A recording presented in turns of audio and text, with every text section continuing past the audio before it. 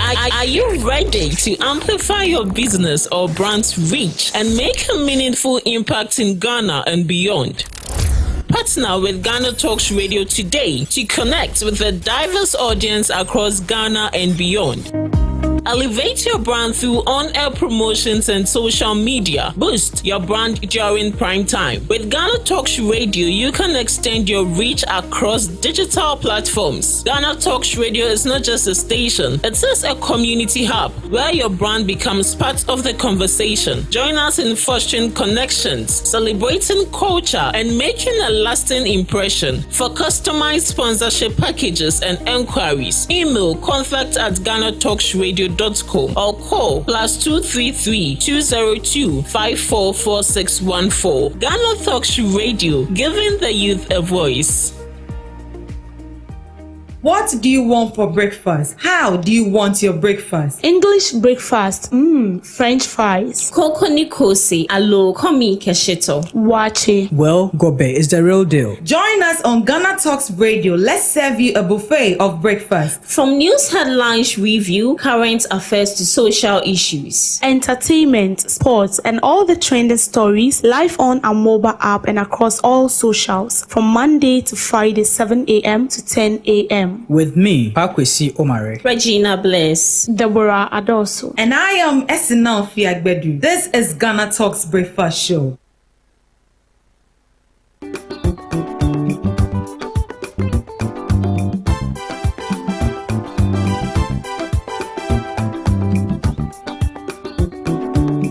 GhanaTalks Radio, wo UK abrochimemu era from Ghana mu ha the sound system which spinning machine papa every amana ne aba begu oman Ghana mu ha enti se we ye a year we ye engagement we ye wedding we ye birthday party political parties are mo ye rally some we ye sorry mo ye crusade so we bo carnival or any kind of event now we pe spinning machine papa a boa sound no mu e de dia enya me kanfo GTR sounds e de emawo ya wa live band nso a woto nsa e de frenya ye betimi ababeboa ama wudwumedi a wudie nso atimi aye kama pa ya wo enkan poponi mantemo anya aponchi hotel ho pepepe e na ye butuo odi an se wo be frɛ empanifo e wo 0546960510 GTR sounds e mu de angaza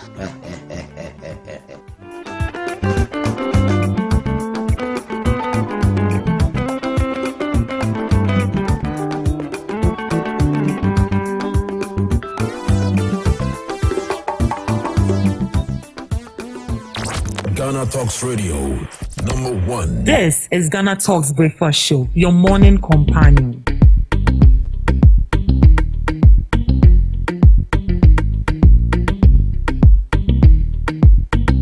This is GhanaTalks Breakfast Show, your morning companion.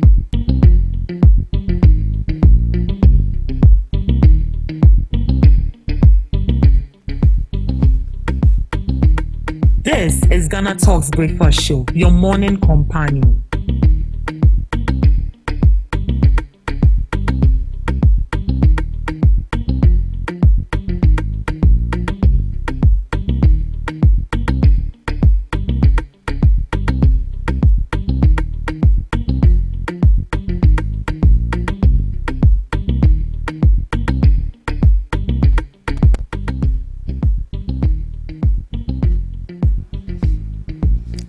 It's a blissful Wednesday morning. You are welcome to the GhanaTalks Breakfast Show right here on GhanaTalks Radio. This is the news headline review right here. We bring you all the latest headlines making waves in the news. From business to politics, from sports to entertainment, we got you covered with the most relevant stories and informed perspectives on issues that matter to you every morning right here on the show. I am your host, Ruth Esinam Fiagbedu, and I'll be doing this with Miss Regina Bless and Miss Deborah Adoso. Good morning, my ladies. Good morning. How are we doing? Right. The way you are responding. How are you, Miss Debbie? The grace is sufficient. Oh, we thank God.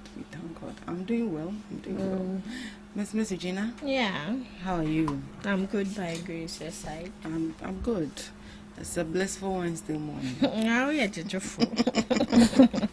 It's a blissful Wednesday Well, morning. Yeah, we blissful. know.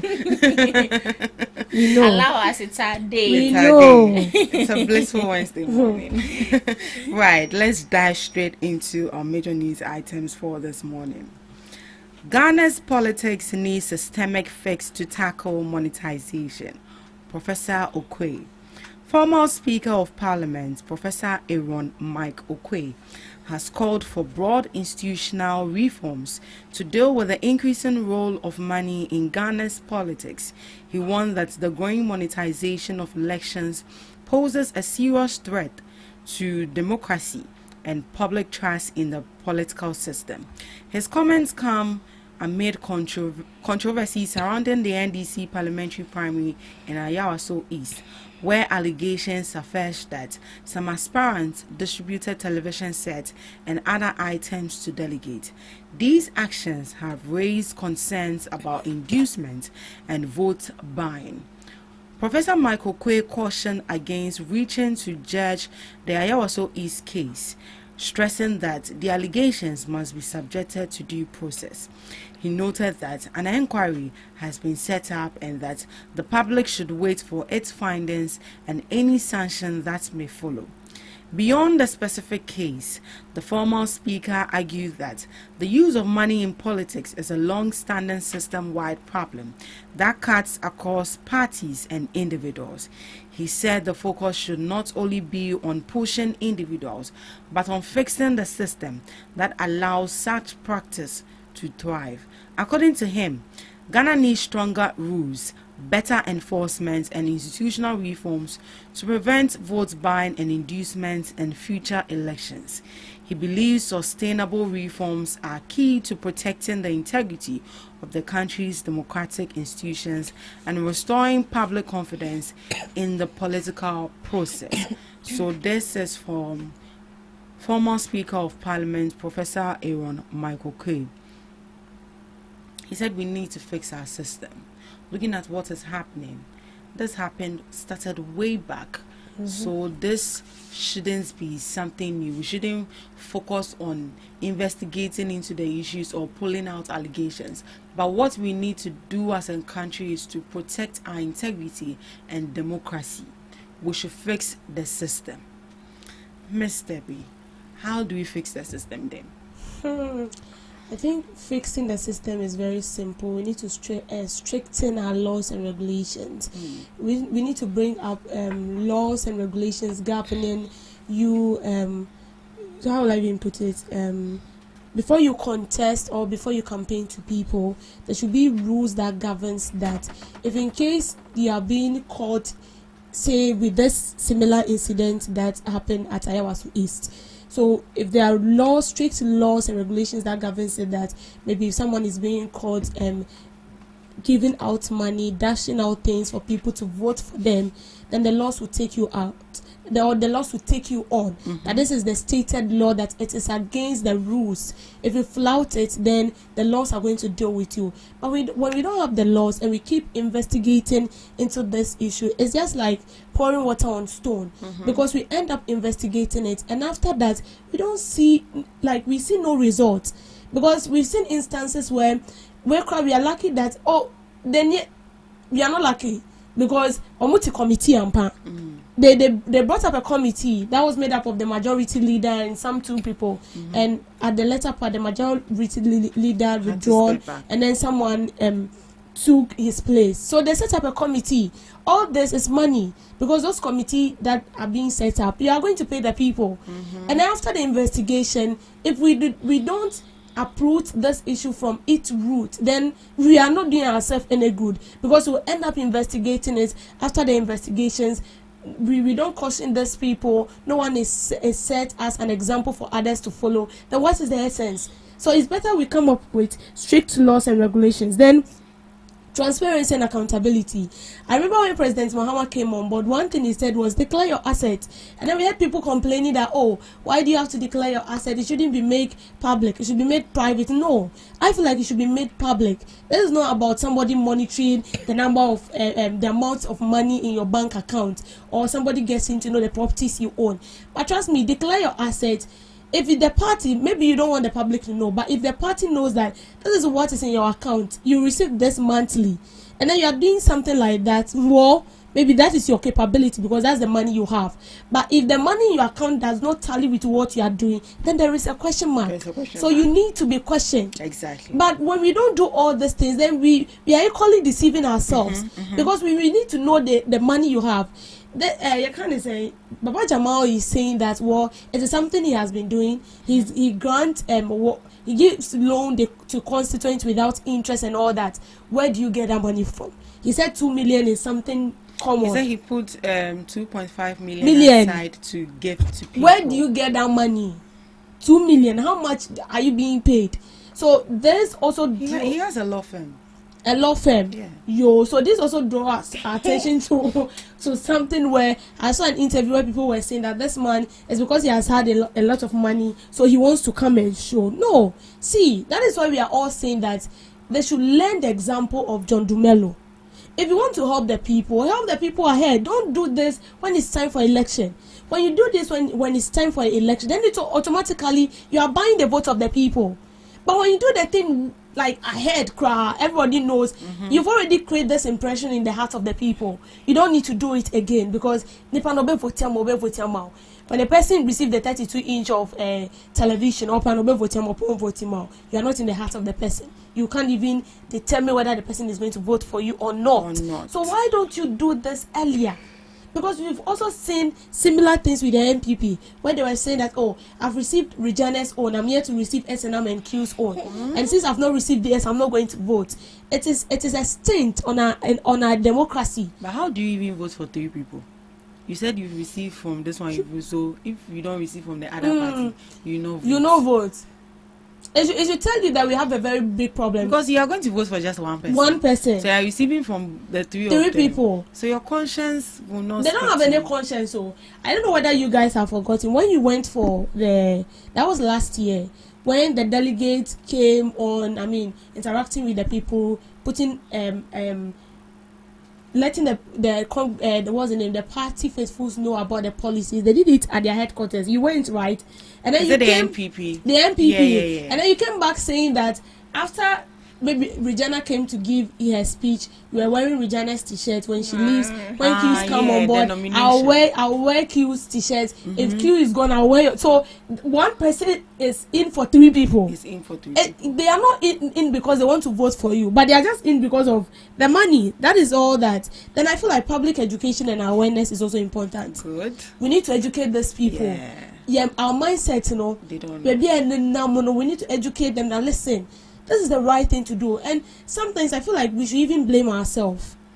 Because why do we have to blame ourselves? We need to blame ourselves because we want to take something from these people before we vote.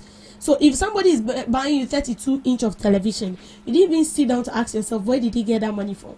If this person becomes a member of parliament or maybe a president or something, they don't mind you, don't complain. Because if they are not a loan or they are got at 32, no. So the 3 years or the bet now are buying more, he's going to sort out those debts. They are not going to, and that is why 99% of the members of parliament we have do not do their work, do not execute their mandate as a member of parliament, because where the wounded that into a so you see them crying. Our roads are not constructed. Where's our member of parliament? We are not even feeling his impact. But that's money he will use in constructing the road. Or they are talk rate of egg. Yeah, so I feel like we need to be educated. Yeah, Miss Regina. Yeah. We need to fix our system before it gets out of hand, because it's becoming like a normal norm. We don't see anything wrong about it, and this has been happening for years, but now it looks like it's becoming unbecoming, and it's high time we do something about it before it gets out of hand. What can you say? So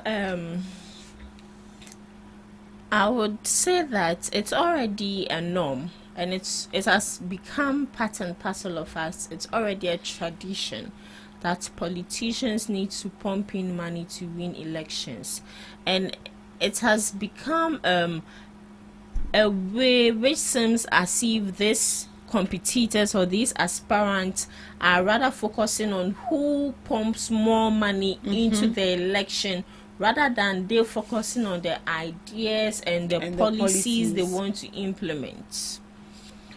And I would agree with Professor Michael Quay. This has come as a very crucial moment. And I was quite surprised when you told me that Baba Jamal has been left, been left off the hook or something. Yeah.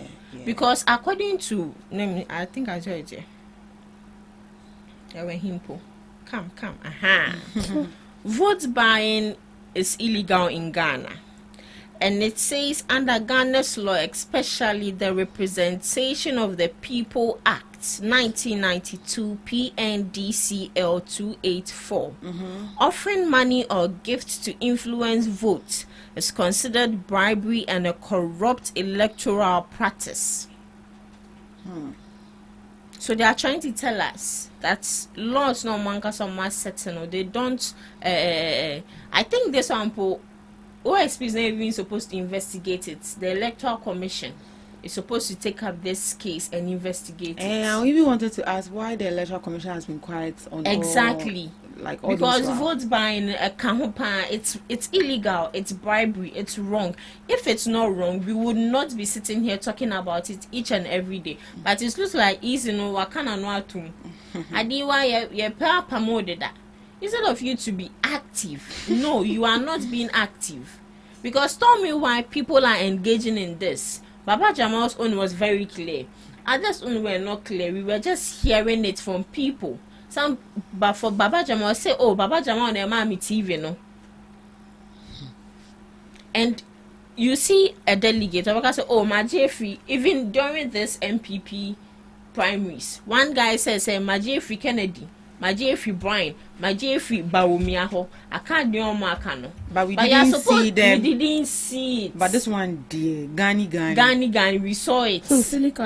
I that's even no evidence clear. You get explain tire. So vote buying is illegal, and they need to treat it as such, as a criminal. As a criminal offense. Yes. So I was very surprised because Baba Jamal. Okay. Anyway, so another development on this case is that the NDCA have let him to go scot-free. They are not going to redo the election again. So they've accepted him as the winner of the primaries. But my problem is, if even this is the primaries, then the main election day. What will happen? Maybe they'll share a house. Hey. But I think maybe they share a house and land. Not something new. We've seen instances where people bring bundles of money. They brought vehicles, and then when they opened the boot, it was like bundle. And I was wondering where they got that money from. And they were giving people bundles of money. And that is when there was this member of parliament, I've forgotten his name.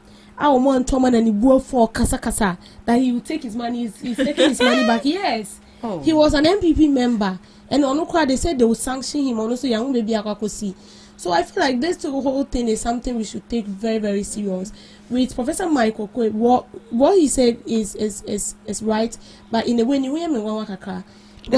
they should be cautious with how they handle the case because and Americano said the reason I'm saying is primary not quiet longer. Something like that happened. He didn't talk. Nobody said anything. And after this one came up there, you've got the energy to speak about it because you feel like it's not from your side. I'm not trying to politicize, but I'm seeing it from the surface.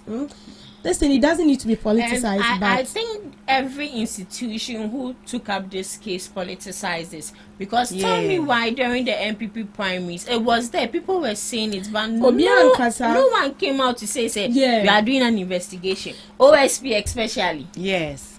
But he came out to say that he's investigating with the OSP case, he's the right person to investigate this issue. So it was even said that the issue to be referred to the OSP. So that is when the OSP came in. Seriously. I know I'll say Baba Jama after the investigation. I'll say no one saw. So yeah, think of no more say Baba Jama and the mam Nina.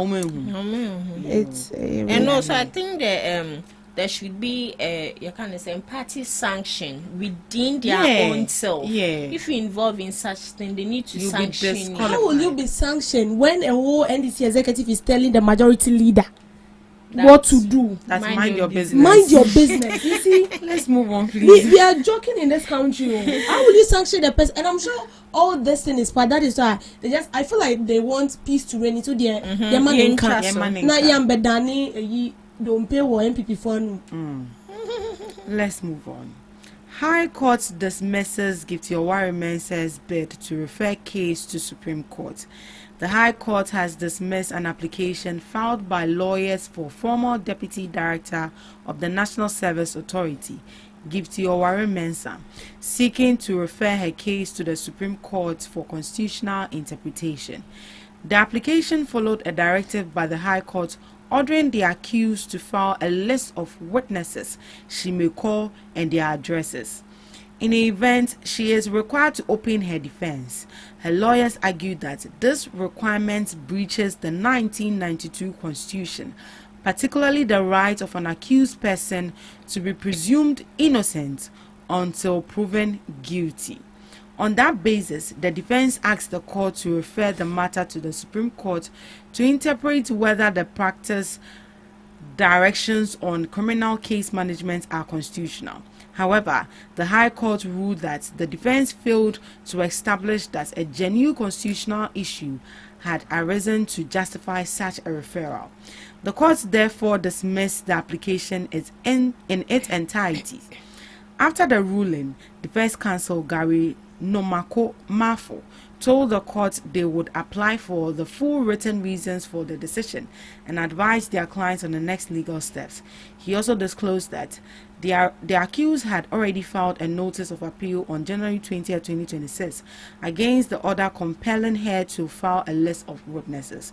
As a result, a motion for stay of proceedings filed on February 10, 2026 is currently pending before the courts.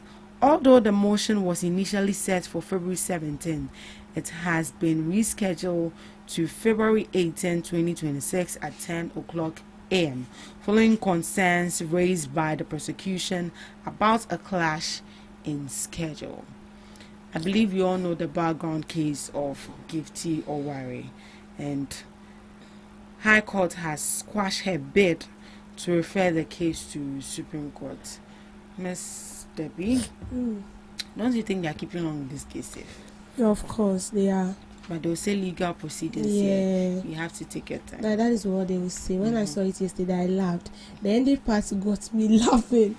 She was, I think they said she denied allegation of causing financial loss to the state, of diverting monies of NSS into her personal account, her business, using her business, the name of her business, to take loans and all stuff and all that. Blocks of life. Yes, she has denied all the allegations. I was like, hey, yeah, be on money more. But it's quite sad because I think when you look at this whole issue, they are telling her to open up her defense, bring up like witnesses, okay, and also add the address of the witnesses in case of incasity. And they were like, no, why should we do that?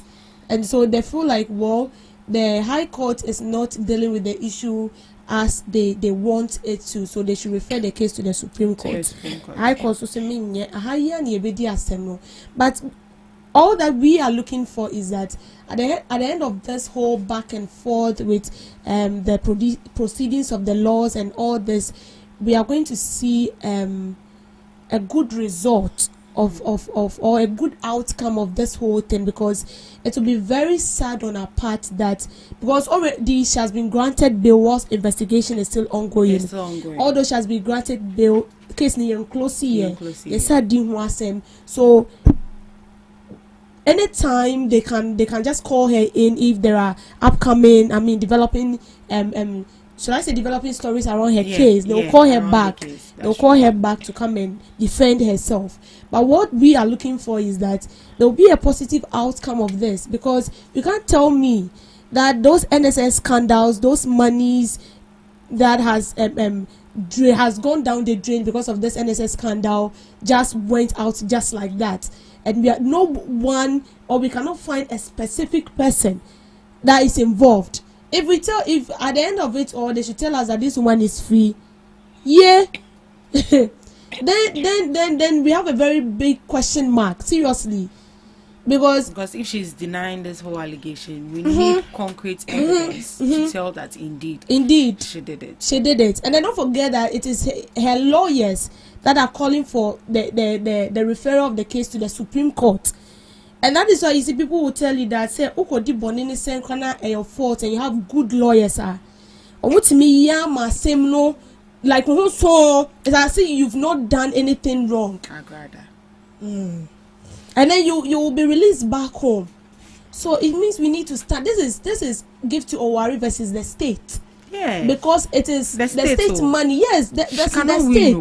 She cannot win. That is it. So we have to stand our ground and ensure that she's held responsible. We saw instances where this NSS personnel were demonstrating because they were not being paid. Recently, we've seen even how they are submitting evaluation form. They went there since some of them went there since 1 a.m. at dawn, and they are still there because of how much are they being paid? 700 cedis. Because of 700 cedis, not 700 cedis and 15 and 15 cedis, not even 1,000 cedis. So 700 cedis and 15 cedis into a Biba cotton of it matching.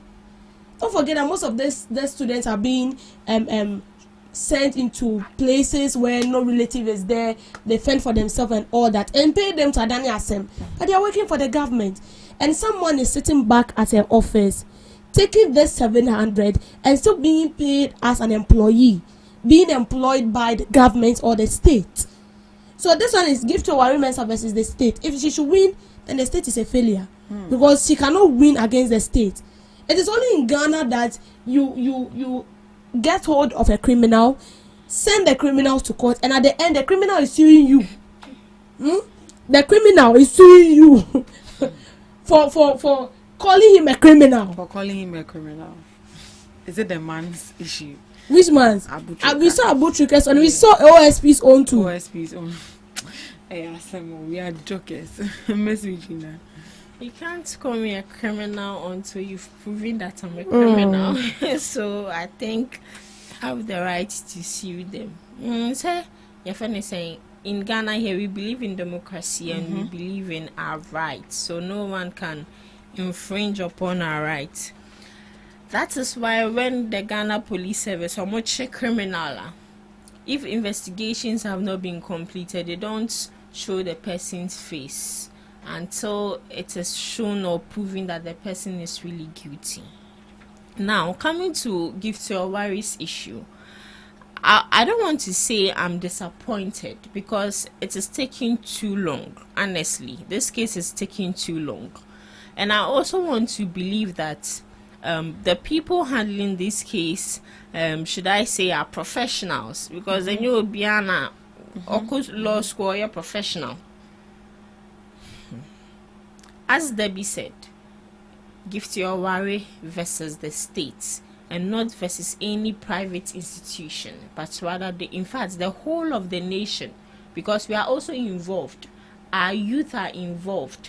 Tell me why Yafa, director or deputy director of NSS or DEMPO, National Service Authority, to make sure that you foresee the activities of the institution, and at the back you are doing your own illegal business. Gift to Owari, it was brought out that she was receiving 715 Ghana cedis every month. And trust me, her pay is just 715 guys, something little for her. Her pay is more, way more than. It's just like an accountant or your friend is saying, yes, an accountant or someone who is in the banking sector. They always make sure that they pay those people very well so that you cannot be enticed with any monetary gifts. So no one can tell me, say, Gift to Owari, she was not being paid well. It's greed. And for Giftsawari's own dear way, dear, young Casa will prove her a Guilty. And in fact, she's a hardened criminal. See, a criminal is very intelligent. But be like I say, criminal and intelligence, no, because do you know the planning they do? Do you know the thinking they do to execute their mission? For how long has she been doing this and no one noticed 8 it? years. So she's very intelligent together with her accomplices. So they need to make sure that they execute these people. In fact, it's high time they start using, is it Korea or a Chinese for law? No? If you're a criminal, they have to buy you. Because a criminal can't be our friend. We can't arrest a criminal, go to trial, go to court. At the end of the day, the verdict comes that he or she is guilty, and still go to Ghana Prison Center. Na aban esa ahwe no. Esa mo adwanidi. Yes, I'm more adwanidi. Maybe on a Koroko VIP. You don't even know say whether she's there or she's not there. Or she's not there. Right. Let's move on. Ghana deploys AI and drones to shift mining regulation from reactive to preventive. The Minerals Commission says Ghana is now using artificial intelligence, AI, and drone technology to change how mining activities are regulated, moving from a largely reactive system to a proactive and preventive one. Deputy Chief Executive Officer of the Commission, Emmanuel Kwamena, said traditional inspection methods are no longer effective in dealing with illegal mining, environmental destruction, and the challenge of monitoring mining activities in remote and vast areas. Mr. Kwamena said the Commission has adopted drones and AI-powered data analysis to strengthen oversight and enforcement in the mining sector. According to him, drones allow regulators to monitor mining sites in real time, detect illegal mining operations, assess environmental damage, and check whether mining companies are operating within approved plans. He said this approach improves efficiency, reduces costs, enhances the safety of inspectors, and provides high-quality data to support enforcement. He explained that when combined with artificial intelligence, the impact is even greater. AI enables regulators to analyze large volumes of aerial and data, automatically detect non-compliance, and predict environmental risks before they escalate. He revealed that drone surveillance has already been deployed in environmentally sensitive areas, including parts of the Ashanti and Western regions, to monitor illegal mining activities. So they have deployed drones and they are combining it with AI to fight illegal mining, from shifting from mining regulation from reactive to preventive methods. Miss Gina, Yeah. do you think this will help us a long way to, to curb illegal mining? Okay, so of all the policies they've brought, I would say the policies were effective. It's an effective policy, but for its effectiveness, it deals with the implementation. And now they've brought another policy, that is AI and drones in mining regulation. I would say it's a very better idea, because some of these mining activities happen in certain areas where officers can't easily go there. Now, that is where drones come in. Drones can travel as far as possible. And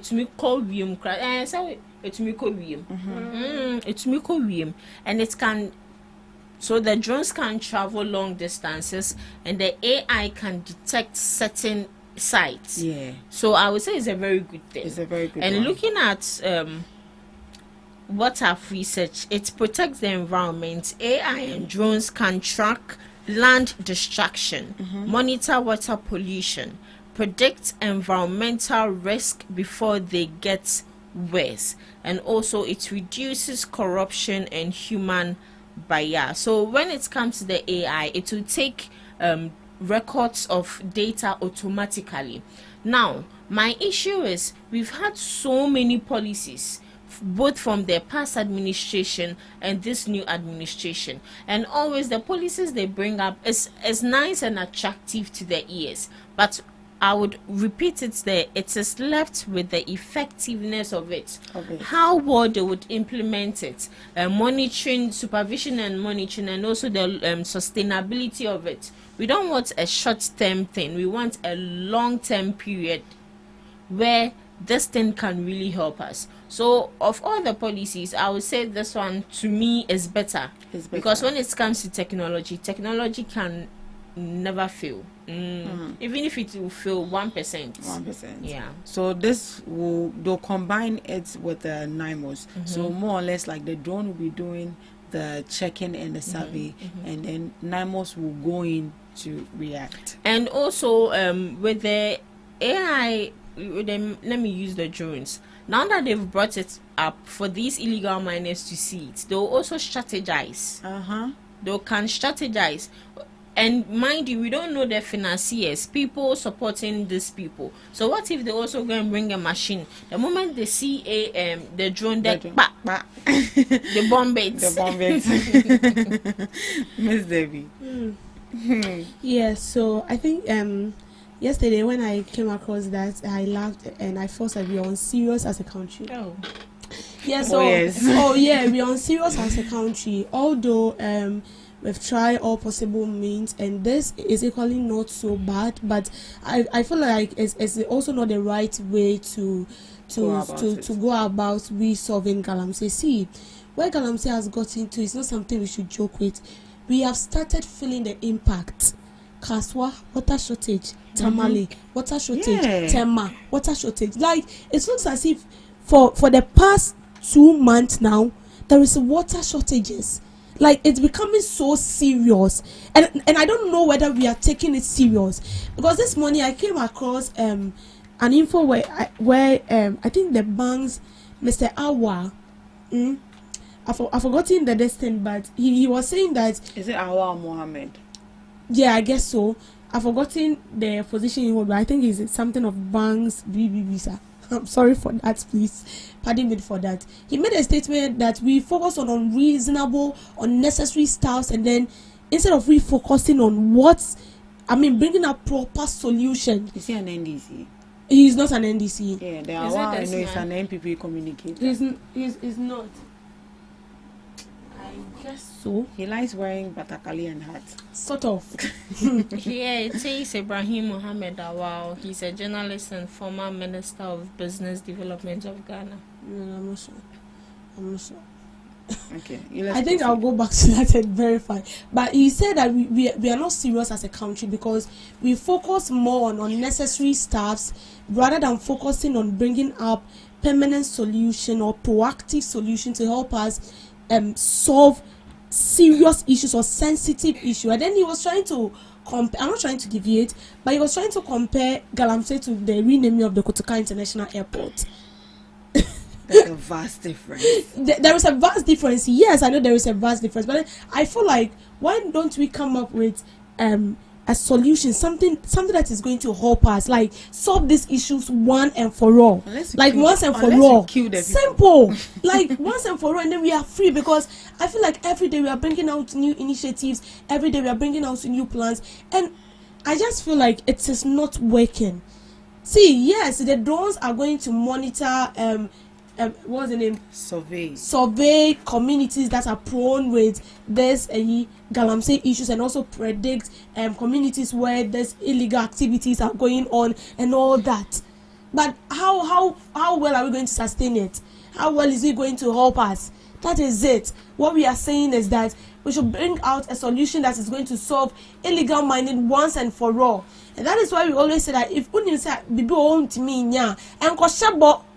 you get it. And Koshebo, I'm not trying to, hit so hard at the NDC, but this was one of their major priority. And trust me, if I'm not saying the NDC should go in opposition, but if one thing that will work against their government is this Galamsey issue and corruption. Yeah. This Galamsey issue, Because see, the rates at which people are calling and crying out on this water shortages and stuff, it's so unbearable. And this should tell us that there is more to do.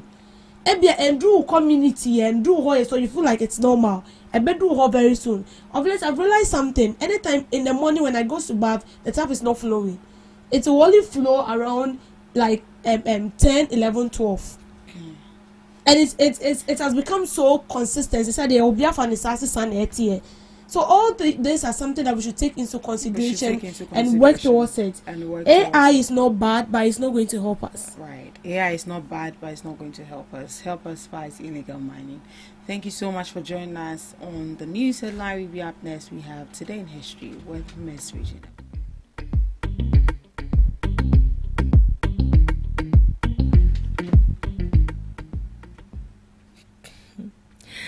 Bringing you today in history on this day in 1990. After serving 27 years in prison, Nelson Mandela was released from Victor Verster prison. After 27 years of incarceration for his anti-apartheid activism, his release, marking a pivotal end to apartheid, was celebrated globally, and he later became South Africa's first black president in 1994. 1916, women's rights activist Emma Goldman is arrested. An anarchist and women's rights activist Emma Goldman was arrested in New York City for lecturing on and distributing information regarding birth control in violation of the Comstock Act of 1873. Defending herself, she refused to pay $100 fine and served 15 days in prison. She was a prominent advocate for reproductive freedom, viewing contraception as essential to women's economic and social liberation. To some few global observances: Don't Cry Over Spilled Milk Day, to encourage letting go of minor mistakes and focusing on a positive, resilient mindset. The day promotes moving forward from uncontrollable, small setbacks rather than dwelling on them. Inspired by the 17th century idiom, Make a Friend Day. It is a fantastic opportunity to meet someone new and make a new friendship. Friends serve a vital role in everyone's lives. Satisfied Staying Single Day, a day dedicated to embracing and enjoying a single, independent life. It serves as a positive counterpoint to Valentine's Day pressure, encouraging self-care, personal fulfillment, and treating oneself to gifts or experiences rather than focusing on the need for a partner. So me, I'll buy my own chocolate and eat. Lastly, Promise Day, focusing on strengthening relationships through sincere commitment. It is a day to make heartfelt promises of love, loyalty, and support, reinforcing trust and devotion to partners, friends, or family. So today's global observance is all about relationship. Yo. And that's all for today on Today in History and some global observances, live on GhanaTalks Breakfast Show. Thank you so much, Miss Regina Bless, for Today in History and some observances. Up next, we have Debbie's Grill. Welcome to Debbie's Grill, where we talk of issues that matter to the state, void of politics, fear of favor. If you don't transfer me, I will resign. This is from Ghana police who have been transferred to Boku. The Minister for Interior, Mohammed Mubarak Muntaka, has disclosed that a number of police officers deployed to the Boku enclave have threatened to resign if they are not transferred out of the area. He explained that persistent insecurity has placed officers at extreme risk, noting that several personnel, including those stationed at checkpoints, have been shot and killed within the past 3 months. His comment follows a robbery incident along the Zebila Road in the Boku division, which resulted in the death of a police officer on duty. On Sunday, 8th February, 2 police officers traveling towards Zebila encountered robbery in progress. The robbers opened fire on the officers, hitting one of them in the process. The officer was rushed to the Bolgatanga Regional Hospital, where he was pronounced dead on arrival.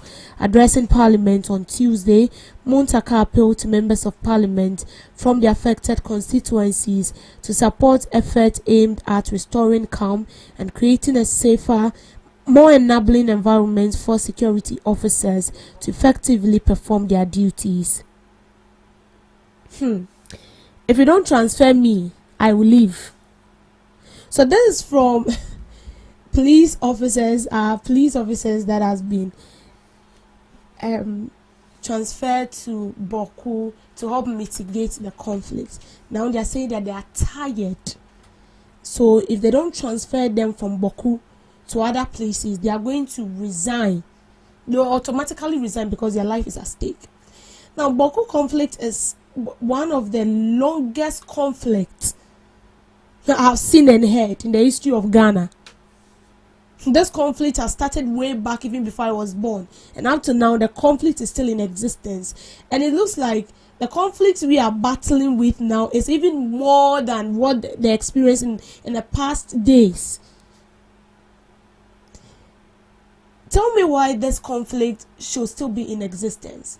Now, are we not growing as a country? Are we not learning? Don't we read articles? Don't we come across countries that are so much engaged into conflicts? Haven't we seen articles that state how destructive a country has become because of conflict? Haven't we seen all that? Haven't we come across news and informations that tells us how 50% of the population have been rendered homeless because of conflict? No, haven't we come across all that? And sometimes it baffles me because people who are into this conflict are educated. They are educated. They can possibly help mitigate this conflict, but no. And where it has gotten to, this is the highest point I have noticed so far. If at this point police officers who are being deployed into Boku should come out boldly to tell us that they want to resign if they are not transferred, then it means it's a serious issue. Asante Otunfo has been assigned, let me put it that way. He came in, try his possible best to let peace reign, and still the conflict is ongoing. We've seen calls for peace and all that. Still, the conflict is ongoing. We've seen people losing their life out of this same conflict. Business are no longer in existence like the way they used to be. Schools are shut down. Students are being forced to learn in their rooms. Families are being forced to migrate. And we still see what we are seeing. Investors are being forced to invest in other places, other areas. And we still cannot reason, we still cannot come to the realization that we are doing ourselves more harm than good. Why are we refusing to allow this conflict just lie? Allow peace reign. I'm not in Boku, but I'm a Ghanaian. If we are not able to solve this issue, it is going to affect the whole country. Because Boku is not a country on its own. Boku is part of Ghana. I laughed because I remember a situation where we went out to report and someone said, it's funny, but it's not funny.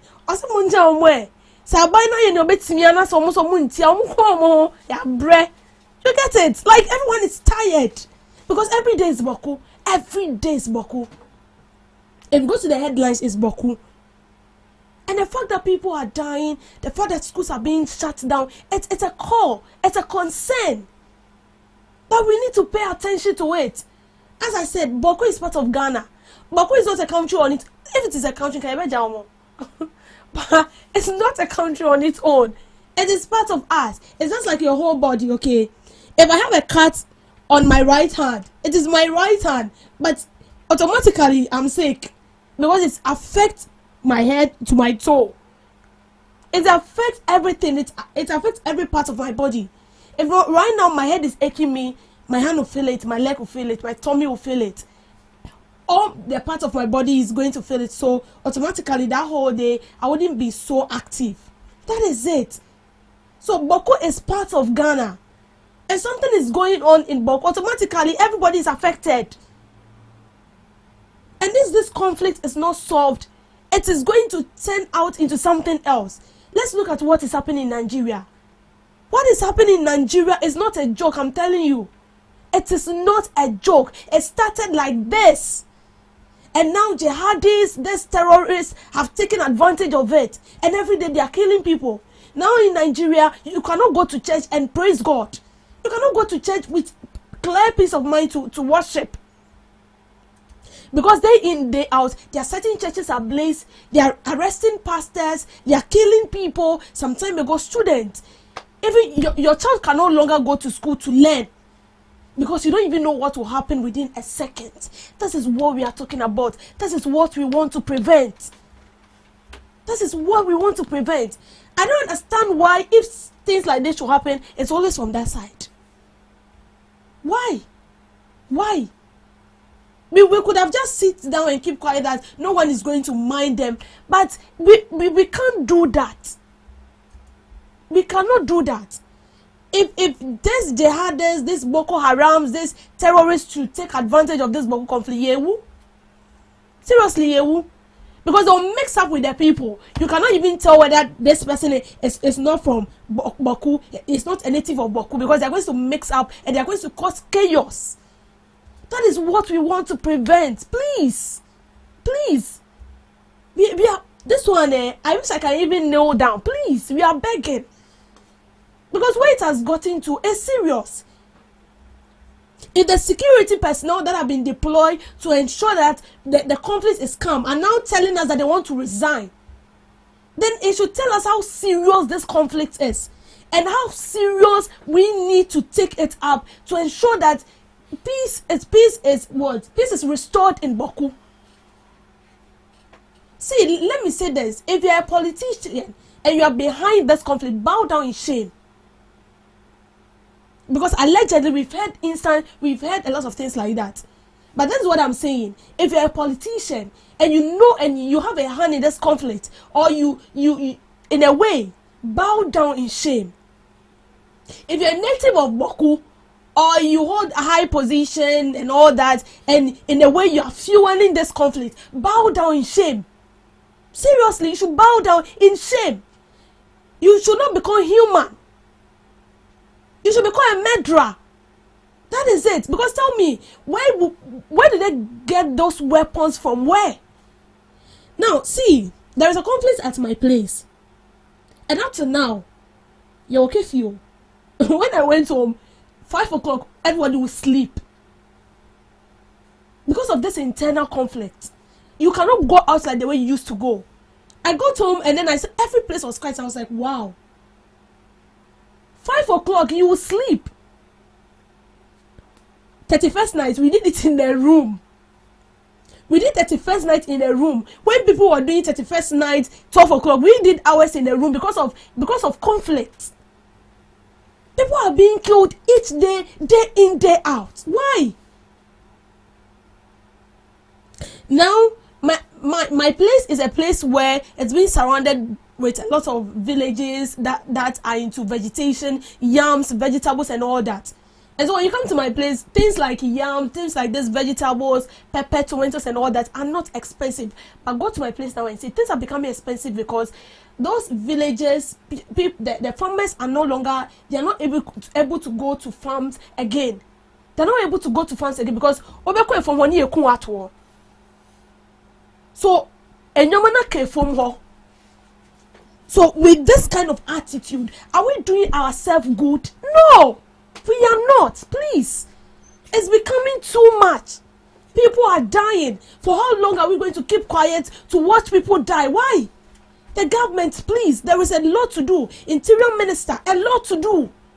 You don't just go and tell the constituency leaders to do something whilst we are not doing anything. We are not providing protective gears for these people. We are not equipping them enough. The training, I feel like the training that our police officers are having, that we should upgrade it. Okay, we should upgrade it, please. It's becoming too much. Oh yeah, my boy for because people are dying. Please. Thank you for making time with me on Debbie's Grill. My time is short. Please, we beg. We beg, please. Thank you so much for joining us on the first segment of the Ghana Talks Breakfast Show. We'll be going for the news shortly, and right after the news, we'll be coming up with the main segment. Please stick and stay. Are you ready to amplify your business or brand's reach and make a meaningful impact in Ghana and beyond? Partner with GhanaTalks Radio today to connect with a diverse audience across Ghana and beyond. Elevate your brand through on-air promotions and social media. Boost your brand during prime time. With GhanaTalks Radio, you can extend your reach across digital platforms. GhanaTalks Radio is not just a station, it is a community hub where your brand becomes part of the conversation. Join us in fostering connections, celebrating culture, and making a lasting impression. For customized sponsorship packages and enquiries, email contact@GhanaTalksRadio.com or call +233 202 544614. GhanaTalks Radio, giving the youth a voice. We bring you local news, business news, international, sports, and entertainment news. Right here on GTR.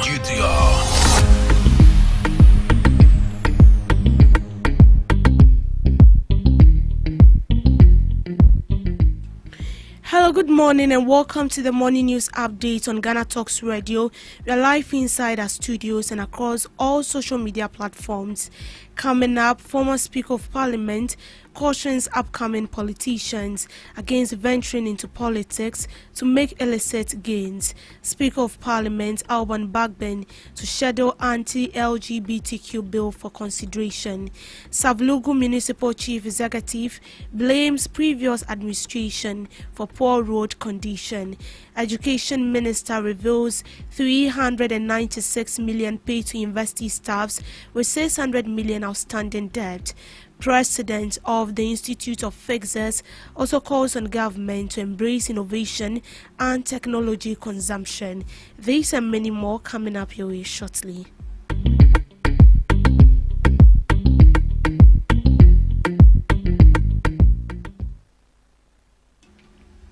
Former Speaker of Parliament, Professor Aaron Mike Okoye, has issued a stern warning to upcoming politicians to reconsider their motivations for venturing into politics. Speaking to the media, Professor Okoye says pursuing politics with the primary goal of accumulating wealth contradicts the fundamental principles of public service.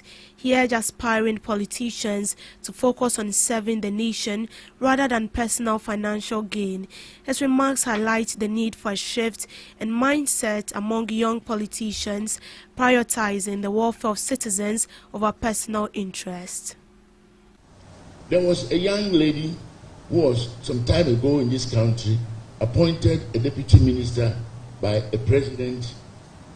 In a few months, she was heard saying that she was getting ready to make a few millions of dollars. The president removed her, and appropriately so, because the purposive inclination was inherently wrong and unfortunate. What is your purpose for entering politics? If it's to make money, you'll be in the wrong business. And your peers must all agree that this person is not fit to be a political leader of our people. In other words, the basic issues in politics must be those that you all be basically agreed upon and bring in qualitative governance. Governance is not just being a member of parliament. Governance is being an effective, knowledgeable, participatory member of parliament. Because that is where you can really contribute to debates and for issues and for policies development. Speaker of Parliament Alban Bagbin has directed the Business Committee to schedule the Human Sexual Rights and Family Values Bill for its next meeting. This decision follows a financial impact analysis report indicating the bill will not impose a financial burden on the state. The bill, which aims to criminalize LGBTQ+ activities, was previously passed by Parliament but was not assented by the President. The reintroduction of the bill is believed to spark renewed debate on human rights and Ghana's cultural values. 1. The reintroduced bill maintains its underlying principles and core objectives. 2. The bill does not contravene any constitutional provision, particularly Articles 106 and 108 of the 1992 Constitution. 3. The bill does not contain any provision that seeks to impose taxation or charge on the Consolidated Fund or other public funds of Ghana, or impose payment, issue, or withdrawal from the Consolidated Fund. The committee, by a unanimous decision, advised that the bill be introduced in the House. Honourable members, I have reviewed the report of the committee and formed the opinion that the bill does not impose or alter taxation or a charge on the Consolidated Fund in the manner stipulated in Article 108 of the Constitution. The bill has gone through all the processes in accordance with the standing orders of the House. I therefore direct that the bill be scheduled by the Business Committee to be presented to the House. If you remember, it was Municipal Chief Executive for Savlugu Al-Hassan Fuseni attributes the deplorable state of the Tamale Savlugu Walwali Road to a substandard contract awarded under previous leadership. The Ministry of Roads and Highways is currently assessing the project to fully rehabilitate the road. The 158 million contract awarded to India Firm project in 2022 was expected to be completed by December 2025. However, the contractor abandoned the site after receiving 29.6 million mobilization fee, with only 1% of the work completed. The road's condition has sparked concerns over safety and economic impact. Meanwhile, government plans to re-tender the contract and deploy emergency pothole patching crews to provide temporary relief. He spoke to GhanaTalks Radio. If you remember, it was even awarded during the previous administration. And a camp was sited at one of our communities, that is People community on the highway. But works were not done on the road. And as at now, there were bigger potholes on it, which stress vehicles movement, smooth movement. But highway has been doing regular patches on the road.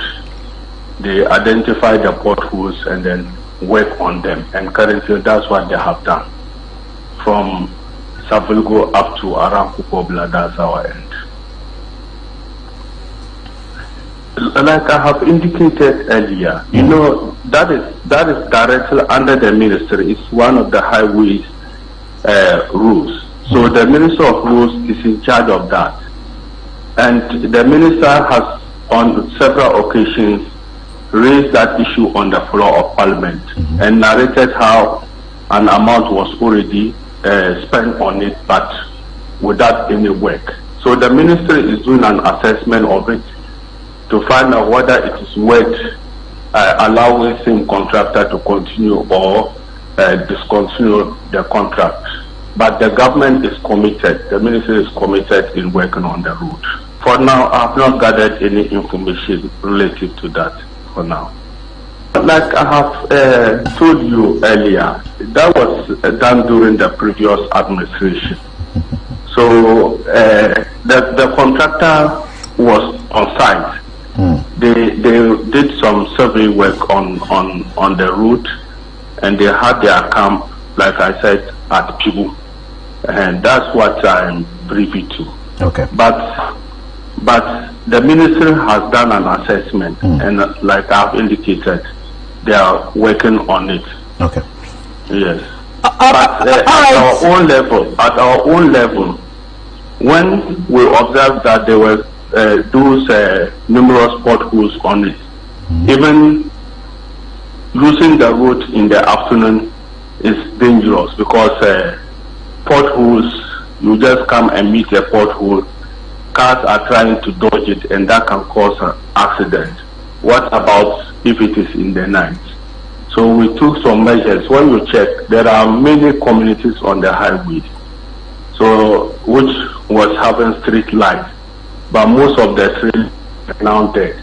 So we took deliberate efforts to replace all the dead street lights from Kanshaho, that's Luko, our end with Tamale Metro, through to a community in our municipality, Nabuko. So we have intended to continue from Nabuko up to Kukobla, our end, so that at least in the night, if the street light can also assist in brightening up the route. The Controller and Accountant General's Department has released our 396 million to Senior Staff Association of Universities of Ghana. According to the Minister of Education, a significant outstanding balance of 600 million remains unpaid. The payment is part of government effort to settle outstanding allowances and benefits owed to senior university staffs. But Mr. President, at the time that you are meeting the University of Ghana and academia, I understand that there's some ongoing strike action.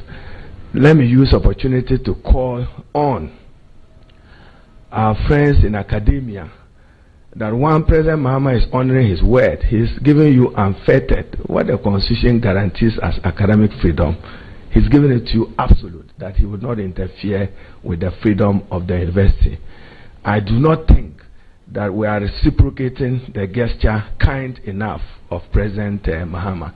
So may I use this opportunity to call on the striking senior staff members and members of UTAC to call off the strike action. Understandably, you have two legitimate issues. One, outstanding payment of Tier 2 pensions. That has been done partly. We inherited about 1 billion. As at this afternoon, the controller had paid about 396 million Ghana cedis, leaving about 600, and that is also in process.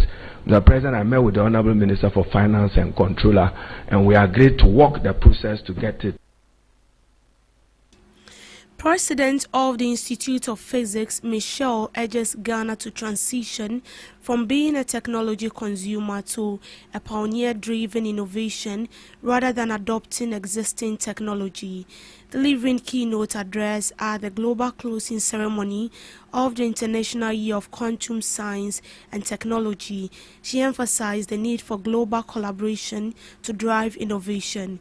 Her call to action highlights Ghana's potential to leverage technology for sustainable growth and development. The International Year of Quantum Science and Technology, concluding in Accra, has brought together global leaders to discuss quantum science's role in shaping the future to ensure inclusive growth. And this is very important for me, is to strengthen international collaboration with explicit attention to closing the so-called quantum divide. And it's particularly important to acknowledge the vital role of our hosts here in Ghana. Ghana was not only one of the key champions of the UN proclamation, but it really also embodies one of the central ambitions of the International Year. and that is that the Global South is not merely a consumer of quantum technologies, but an active participant, innovator, and developer.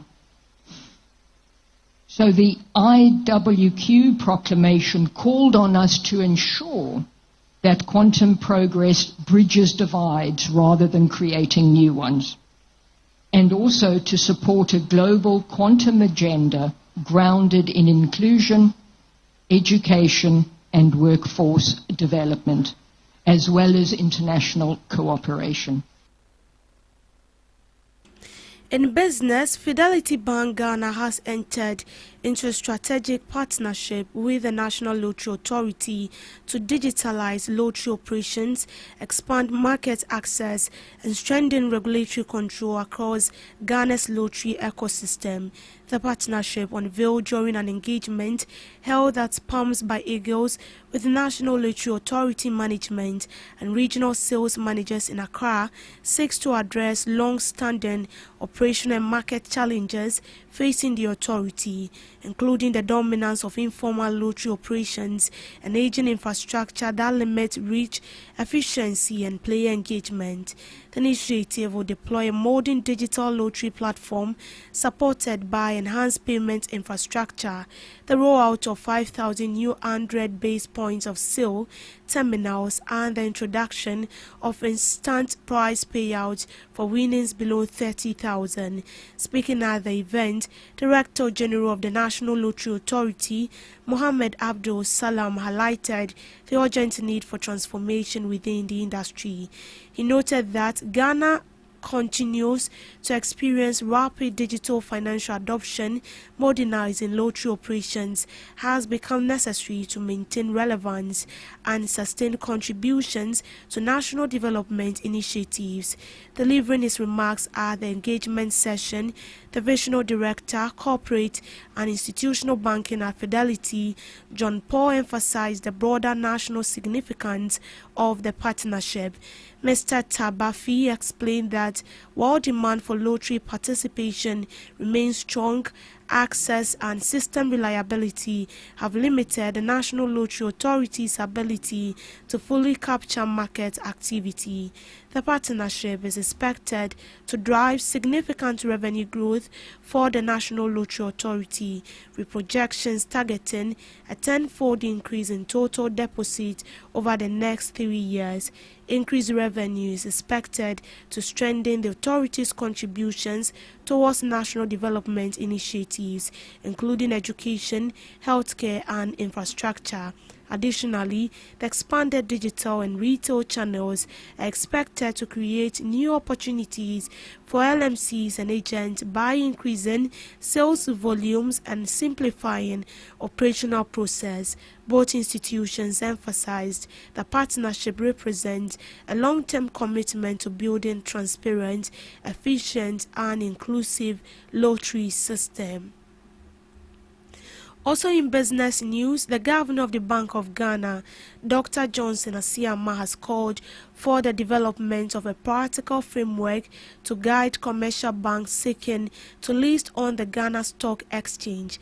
Speaking at the inaugural meeting of the steering and technical committees of the Commercial Bank Listing Project, Dr. Asiama stressed that the initiative forms part of broader efforts to deepen transparency, strengthen corporate governance, and enhance capital mobilization within Ghana's banking and financial sector.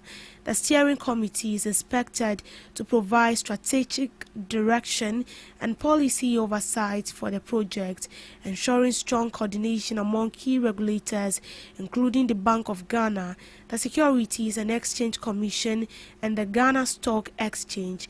The committee will guide the overall vision, timelines, and stakeholder engagement needed to ensure a smooth rollout of the listing program.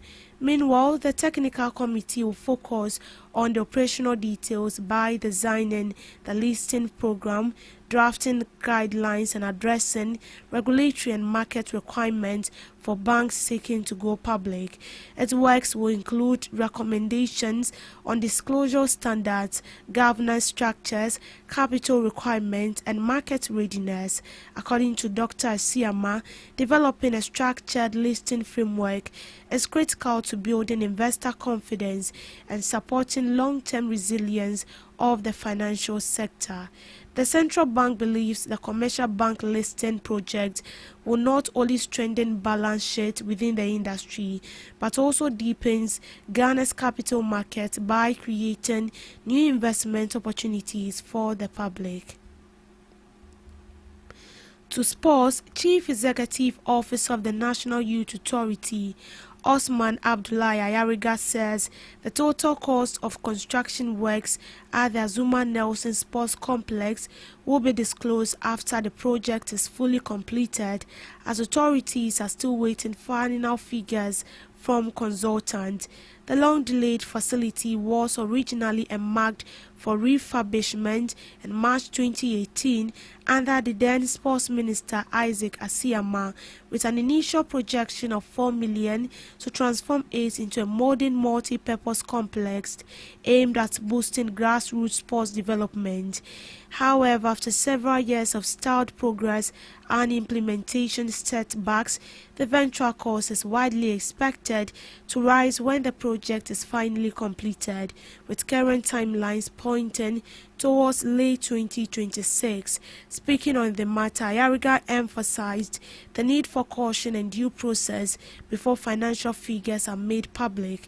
He further assured that transparency will be maintained once the full financial scope is established, indicating that the public will duly informed through the appropriate channels. The Azuma Nelson Sports Complex, once envisioned as a flagship youth and sporting hub, has become symbolic of Ghana's broader infrastructure challenges. Its completion is expected to play a key role in revitalizing community sports and youth development initiatives across the country. In showbiz, Ghanaian rapper EL has signed with Sony Music Publishing West Africa, joining the likes of Sarkodie and Emoji Beats.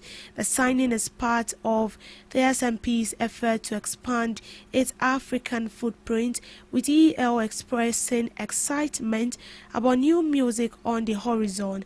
I am the newest member of the Sony Music Publishing family, and I am so excited. I feel so blessed, EL said. On latest global development, Kenya says it will talk to Russia over growing reports of its citizens being recruited to fight in the war in Ukraine. Speaking to BBC, Foreign Minister Musalim Davida called the practice unacceptable and clandestine and said Nairobi had shut down illegal recruiters, urging Moscow to sign a deal banning the conscription of Kenya's soldiers. The Kenya government estimates that around 200 of its nationals have been recruited to fight for Russia. The exact number remains unclear, as Nairobi maintains that none of them traveled through official channels. Kenya and Russia had long relations since independence. Literally, this, in my view, becomes a very unfortunate episode of otherwise very positive and cordial relations between the two countries, he added. Madavi has told BBC that Kenya's engagement with Russia will focus on curbing illegal recruitment practices. He said the Kenyan authorities had closed more than 600 recruitment agencies suspected of duping Kenyans with promises of job overseas. So far, 27 Kenyans who had been fighting in Russia had been repatriated, he said, with authorities providing psychological care to address their trauma and de-radicalize them. It is now clear how many Kenyans have died fighting for Russian forces. Russia has not formally addressed such report. However, relatives who approached the Russian embassy in Nairobi for answers report are turned away.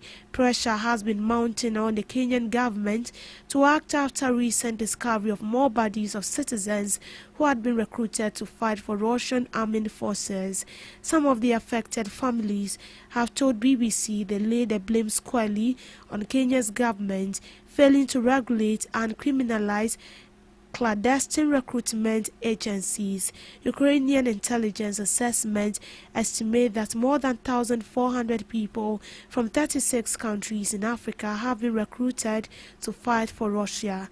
Ukraine has also previously come in for criticism, trying to recruit foreign nationals to fight on its side. Ukrainian officials have repeatedly warned that anyone fighting for Russia will be treated as an enemy combatant, but the only route to escape is to surrender and be treated as a prisoner of war. And that's how we end it for now on the morning news update. I will be back with subsequent news bulletin later in the afternoon. Until that, do have a good morning. My name is Deborah Adoso.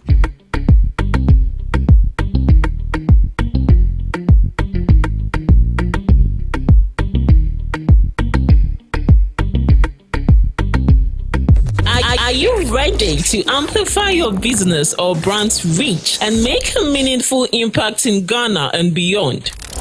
Partner with GhanaTalks Radio today to connect with a diverse audience across Ghana and beyond. Elevate your brand through on-air promotions and social media. Boost your brand during prime time. With GhanaTalks Radio, you can extend your reach across digital platforms. GhanaTalks Radio is not just a station, it is a community hub where your brand becomes part of the conversation. Join us in fostering connections, celebrating culture, and making a lasting impression. For customized sponsorship packages and enquiries, email contact@GhanaTalksRadio.com or call +233 202 544614. GhanaTalks Radio, giving the youth a voice.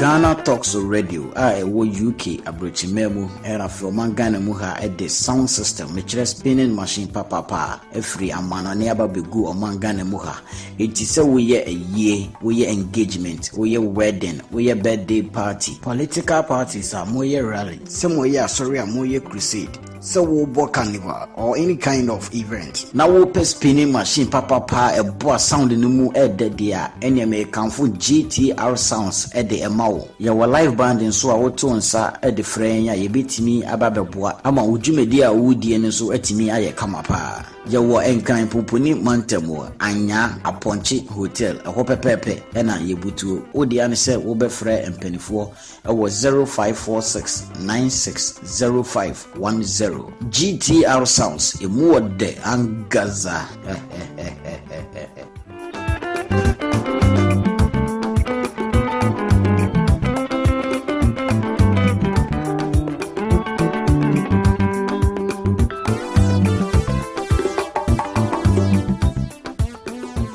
What do you want for breakfast? How do you want your breakfast? English breakfast, French fries. Koko nikosi, alo komi kesheto. Wache. Well, Gobe is the real deal. Join us on GhanaTalks Radio. Let's serve you a buffet of breakfast. From news headlines review, current affairs to social issues. Entertainment, sports, and all the trending stories live on our mobile app and across all socials. From Monday to Friday, 7 a.m. to 10 a.m. With me, Pakwesi Omare, Regina Bless, Deborah Adoso, and I am Esina Fiagbedu. This is GhanaTalks Breakfast Show.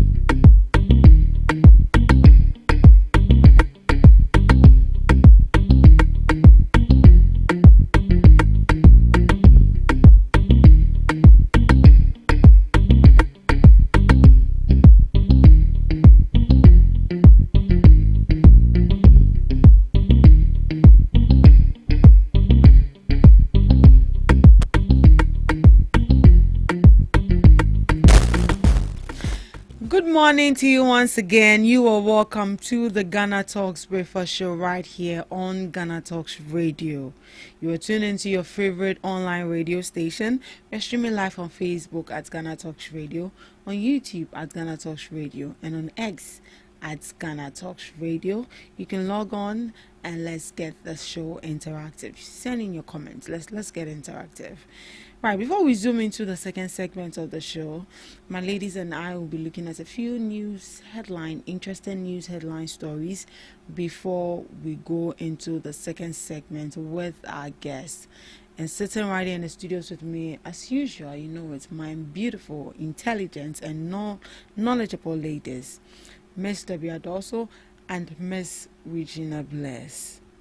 But sitting right here, is Miss Regina Bless. Lady in red. Yeah.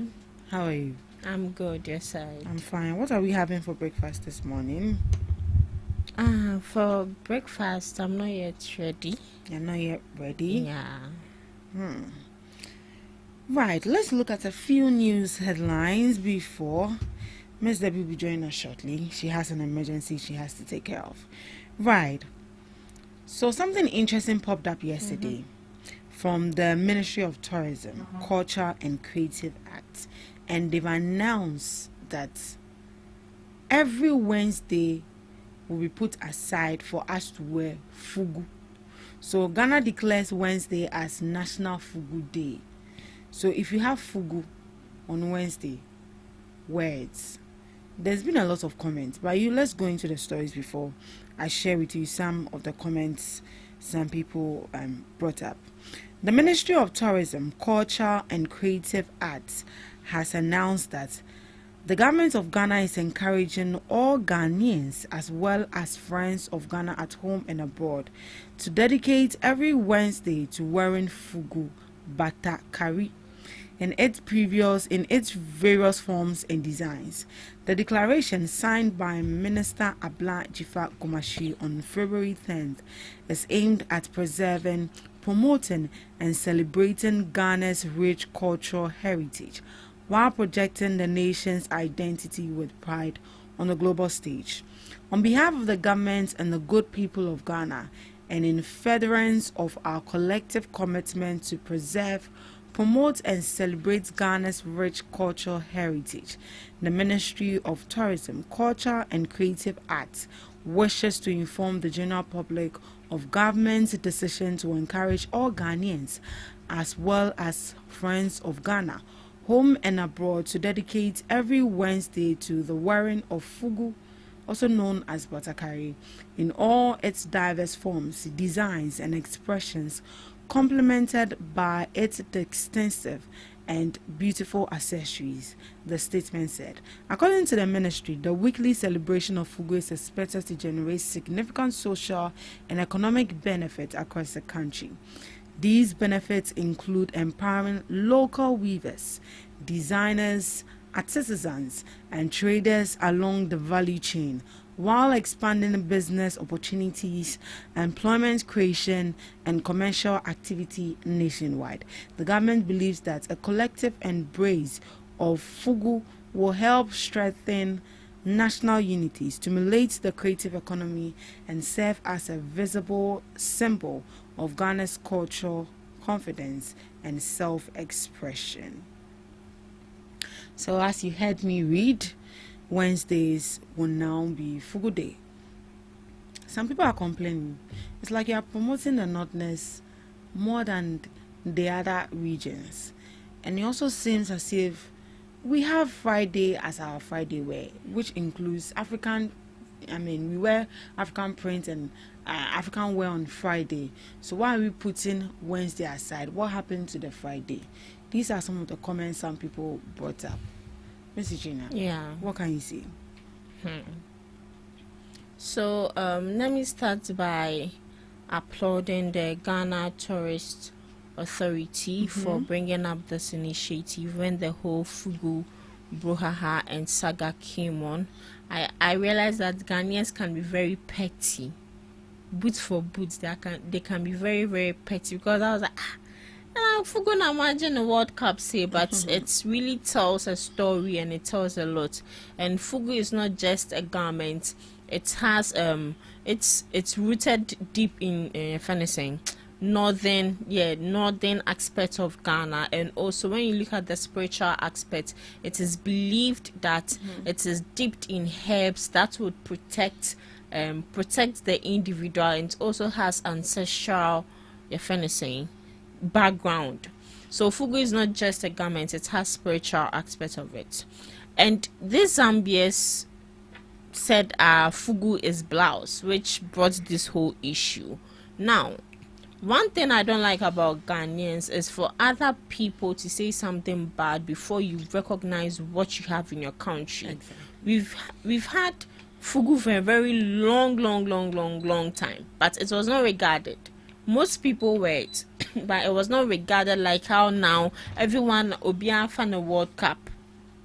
And Omoka say it's like they are promoting northerners. Who else should we promote? We promote each other. When it's time for homo war, we promote the guns. Even some TV stations go as far as dressing as the guns, putting on the white cloth with the nyenya leaves on their necks and smearing white chile on their body. So does it mean that because you are not a gang, you can't promote another region? And when it's time for Hogbechucho, they also promote the our culture. Even on normal Sundays or normal events, we promote the Ewe dance. I thought they'll be to me son or the Agbaja film. There's nothing wrong with promoting each other. We are Ghanaians, and Ghanaians, we signify one people. We don't have northerners being different people. We don't have Ewes being different people. We don't have the Gans being different people. We are different people although, but we are one people in one country. And it signifies unity. And this fight, we would have said, oh, let's leave this fight for the northerners to fight. Because Omo tradition or their batakari is being disrespected as blouse. But Ghanaians came together. This should tell you how Ghanaians are united. We might have our differences, but together we stand, divided we fall. So this shouldn't be an issue where people should is it tribalistic? They need to be tribalistic about everything. We are politicizing it. Fugu too, you want to be tribalistic. Even others are wearing fugu. Me, I have fugu. My father have fugu. My sister have fugu. Everyone has fugu. Even we have your friend say Mbrofufonu who come into the country. They have fugu. I saw videos, and when last week Friday, when they were doing the fugu day, I saw pictures of Mbrofufonu. They were putting on fugu and they were celebrating with us, and I was like, oh, this is a nice thing. So fugu should not be an issue where people would come up and say we are supporting or we are promoting northerners. And speaking to some of these people selling fugu, they themselves are even very happy with this issue, because in Gofo Fugu no, people are buying it. But then times it was not regarded. It was not regarded. But now it is regarded, and people are really patronizing them. So that is it. It shouldn't be an issue. Miss Debbie. Ghana declares Wednesday as National Fugu Day. Yes, it's good. It's very, very good. I was very, very happy because it's necessary. It's putting us on a globe. And I think everything happens for a reason. The main reason, God can use anybody at any time. So I'm sure God actually used the Zambians to remind us of. I'm sure God has used the Zambians to remind us of we having a national asset or a national dress which we don't really pay attention to. Yes, the fugu is mainly worn by the Northerners and the Voltarians, but I would say that mainly by the Northerners. If you see, Northerners fugu is quite different from the Voltarian fugu, and even the fugu has difference. Ashanti too, they have even kente. We have the Northerners kente, we have the Ashanti kente, and then we have the Voltarian kente. It's all kente, but difference boom. But you look at the fugu, it's mainly worn by the Northerners. So if they are declaring Wednesday, I think it's good. It's our pride, so we have to wear it stand confident and tall among them, because this is what actually define us as Ghanaians. That is what make us unique among other countries. So I would say that Ghana, we are protein, because protein is unique among other nutrients. So we are unique as a country. So I see it as a very good one. And I think I heard Regina say something that we are one people. Yes, it's true, we are one people. Okay, we move together. You see, I don't know whether you've rented a house in you've stayed at a northerner house before, a northerner or a Muslim. Okay, I by chance rented a Muslim house before, and it was a nice experience. Oh, really? I'm telling you, be there in the morning, they'll come and knock on your door. They come to check how you are doing. I'm telling you, they're going to check how you are doing. In the evening, the landlady and the husband, why? Like you cannot mind your business. I know, right? The landlady will, it's not about money. Like, it's like that is how they are. I've by chance gone to the northern region before, and I've been in a Muslim's house, so I know what I'm saying. They are very good. Even an old woman will see you while she's greeting you, she's kneeling down. Yes. They don't care whether you are young, whether you are old or whatever. They will bend down whilst greeting you. So they pick this kind of nice. Like it has this kind of good image about them. I've heard people say so. Oh, like you've now sit or rented a Muslim or a northern house before, rent and see.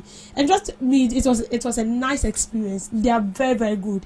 So me as a Christian, I've rented in a Muslim house, and you cannot even differentiate between who is a Christian and who is a Muslim, because we like there is this kind of correlation as togetherness as one people.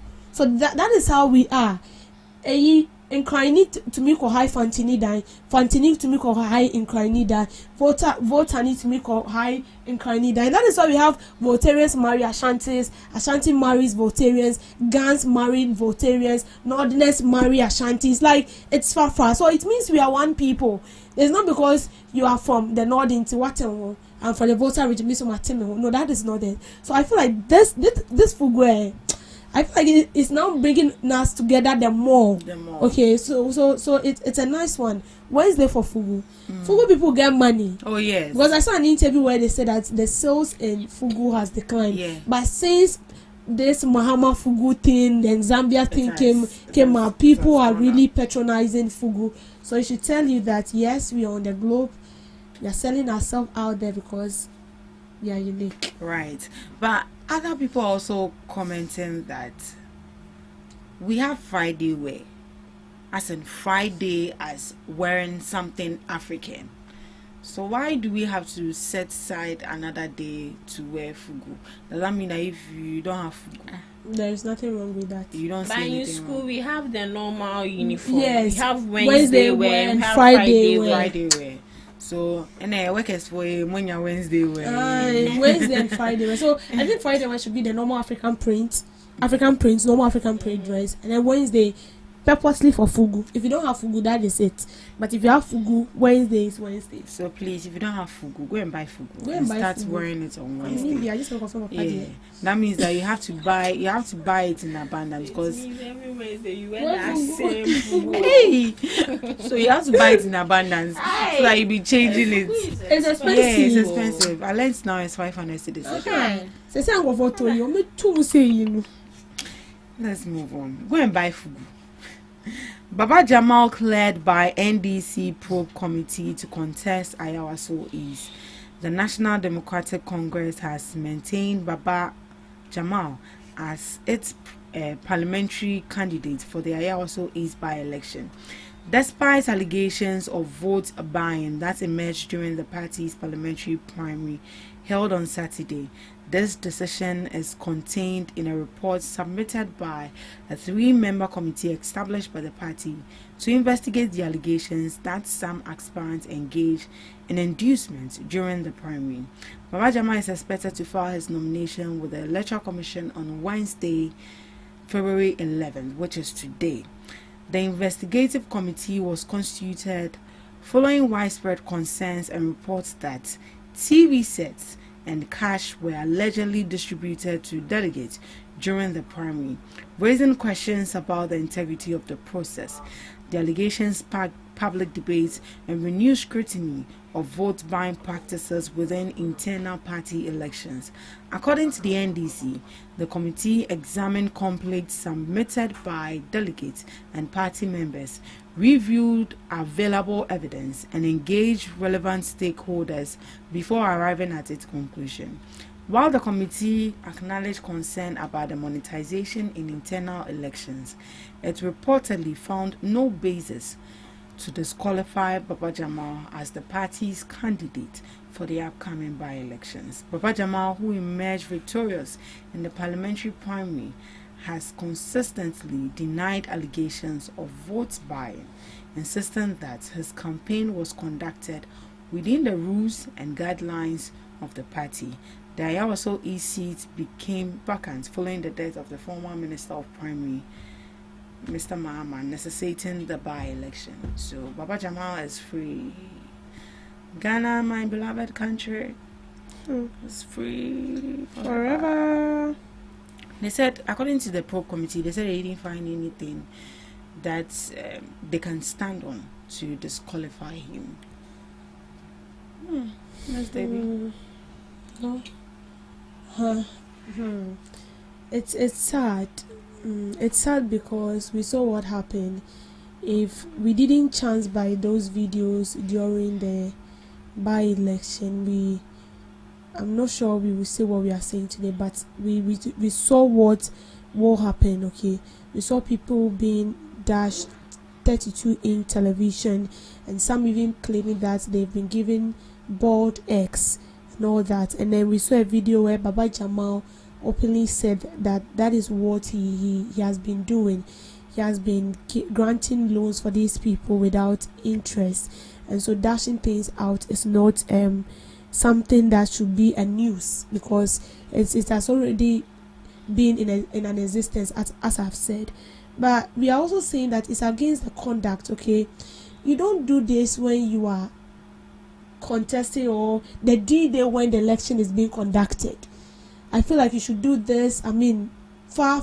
If you have the intention to contest, see, this is something you've been doing for long. I don't think you should give these people something for them to vote for you. In a way, you are buying their vote. In a way, that is what you are telling them. You might not open your mouth to tell them that, oh, I'm giving you this to vote for me. But so long as you give the person something, the way you are telling the person that I've bought your vote. It's just like you dashing something to someone, and then you coming to the person to tell the person, oh, please, can you help me do this? Automatically, I can't say no because you've also helped me in a way before. So if I should say no, it's like I'm trying to be a bad person here. So I have to say yes, so that it won't be as if it is only one-sided. I have to also help you. So automatically, you are buying their vote. And they are saying that this is against the conduct. But we saw executives calling on their own leaders that they should behave. They should shut up. They should be careful. They should mind their business. They should mind their business. Like, you see, so I feel like it's sad. Everything shows that this man was not supposed to go scot-free. But that is what we are seeing. You're saying the one song means that in every vote, people can still buy your votes by buying refrigerators, and no one will talk about it. So in a way, we are promoting the inducement. We are promoting it. There is no way we can stop, because once we are trying to stop, there are other people's at the left-hand side saying, no, you cannot stop it because you have no right. Tell me why you would tell your leaders that they have no right in your constituency. They have right in your constituency because you belong to a party. And that party have leaders. And that leaders have a say in the constituency because you're representing that party. So you cannot tell them that they have no say. It's wrong. And because I believe they just want peace to reign. So should we allow peace reign whilst we sit aloof and then watch things that are not supposed to happen? Or just keep quiet and see things that are not supposed to be condoned being accepted? No. But well, it is sad because that is what we've seen happening. For me won't send anyone saw, but you send anyone saw there. You bet name. Yes, Gina. Yeah. You send anyone saw. Okay, so neho you bet name. Because according to what we said this morning, vote buying is illegal and it has to come with its own consequences. So we don't know why these politicians are, should I say, tolerating this. We've tolerated it for a very long time, and this is the time where we need to put an end to it. The fact that we've normalized it doesn't mean that it's right. It is wrong. And according to the Electoral Commission, their laws, vote buying is illegal and needs to be stopped. It is high time as Ghanaians we also prioritize the policies and better ideas these aspirants have for the youth rather than involving yourself in accepting gifts. Please, let's be wise. Let's be wise, please. Let's move on to our last news headline. Over 227,000 Ghanaians now food insecure, poor and jobless. Despite a national decline in severe food insecurity from 5.1% in the second quarter of 2025 to 4.6% in the third quarter. The number of Ghanaians facing multiple layers of vulnerability continues to go up. Data from the Ghana Statistical Service show that 227,519 people were simultaneously food insecure, poor and unemployed in the third quarter 2025. This represents an increase of 19,455 people from the 208,064 recorded in the second quarter, translating into a 9.4% rise within just one quarter. Miss Debbie, but looking at us as a country, do you see that we are facing challenges with unemployment, with food, and with food? We are food insecure. Well, with the food insecurity, I feel like there are abundance of foods because we've heard farmers complaining that they've harvested a lot of food. The problem has to do with the traders. The traders. They're the one making it difficult for us. Because if they are selling it at a low pace or at a low price, I mean, we will all feel the impact. So what if the trader also took it at that price, and the profit that she also gets is just something small? No, it's a lie. It's a lie. It's greediness and selfishness. Because I've heard most of these farmers talk, and then they complain that even the prices that they sell this bag of rice to their customers, which is these traders, is far lesser than what they import. And even some of the farmers says that the one bag of rice, it's the of rice that foods that a bag of rice is more than when they goes to import it from other countries. So why won't you buy from our own? Even for the food insecurity, I don't feel like I can't be back like anytime soon like what we experienced before. But the main problem is we are rather making the things so difficult for ourselves. We are not purchasing from our own because the traders are making the things so expensive. And so say then they'll throw it away. And I've seen a lot. Yesterday I made an example with Mala Market, that you go to Mala Market and then they're selling things for you so expensive, but then you go and then you see a whole a bag of orange. It has gotten rotten, and they've called the Zumalayan to go and discard it, and it's sad because you could have sell it at a lower price for people to buy and still make your profit. Are we different from the Nigerians who comes here to sell the same thing and they're selling this at a lower price and they're making profits? No. So for the food insecurity, I feel like there is food. We are making things so difficult for ourselves. When it comes to unemployment, and they say we are poor too. Who is poor? That's what the data. The data said we are poor. The data says Ghanaians now food insecure, poor and jobless. But would you agree that a lot of people are poor? In a way, I think poor. I think poor in a sense it's that average. Yeah. the poor they are talking about is similar to, okay, so you earning little. Or and you're spending more. Yes, Okay, that is what they're trying to say. Cost of living. Cost of living. Thank you. The cost of living is higher than what you take. So let me give this example or scenario. Maybe you've been taking like say 2,000, okay, or maybe 1,800 since 2012, and up to now you're still taking 1,800. But I'm just giving a scenario. Up to now you're still taking 1,800, but the cost of living is high. The bag of rice I used to buy at 2012 or 2018 that was sold as 50 cedis, it's now sold as 1.5 or maybe 300. The transport that you used to pick maybe from Makati to Accra that they used to take like 3 cedi 50 pesos is now 6 cedis. So all these things, school fees, maybe you pay your work school fees then time, maybe somewhere 2,500, now you're paying like 500, and you're taking 1,800 a month. Come on, what the hell?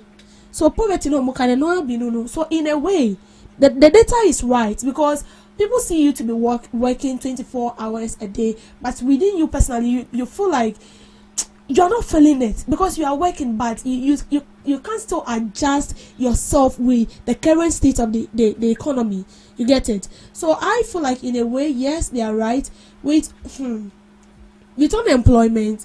Although they are trying their possible best to sort unemployment, but people are still unemployed. People are still unemployed. But how will you be rich if you don't have a job? And then you are no. And how will you also be rich when you are working and you are not seeing anything? Because by the time your money even comes, the money is gone. Because I think I was told that a day as a worker, what you are paid is even less. But when you compare it to other countries, they are paid a day. Like that is a month to what maybe public servant takes a day. It's more. They are paid per hour. Per hour. And hours per hour is lesser than what they are paid. They are being paid there per hour. Even if the person is a cleaner, then what he's taking is more than a worker in suits in air conditioned office, and is still taking lesser. So you see, so I think this whole thing about poverty, it's vast. It's big. Very, very big. It's very, very big. She said it all. Oh my God, She said it all. Briefly. Okay, so briefly, I think the government, they are trying their possible best to play their role. We also have a part to play. We don't expect the government to shoulder all the responsibilities by themselves. The government wouldn't come from their offices to find jobs for you. You have to go out there and find jobs. That's why they've brought initiatives. Go for such initiatives and also enhance yourself. Simple as ABC. As a combat dough, me, I'm not hungry. You are hungry. Hey. I put it to you. You're hungry. Thank you so much. Learn a skill. Learn a skill. And you be a white collar job. Learn a skill. Now what's the office? Now come learn a skill. Thank you so much, my ladies, for joining me. We'll zoom straight into the second segment right after this break. Are you ready to amplify your business or brand's reach and make a meaningful impact in Ghana and beyond? Partner with GhanaTalks Radio today to connect with a diverse audience across Ghana and beyond. Elevate your brand through on-air promotions and social media. Boost your brand during prime time. With GhanaTalks Radio, you can extend your reach across digital platforms. GhanaTalks Radio is not just a station, it is a community hub where your brand becomes part of the conversation. Join us in fostering connections, celebrating culture, and making a lasting impression. For customized sponsorship packages and enquiries, email contact@GhanaTalksRadio.com or call +233 202 544614. GhanaTalks Radio, giving the youth a voice.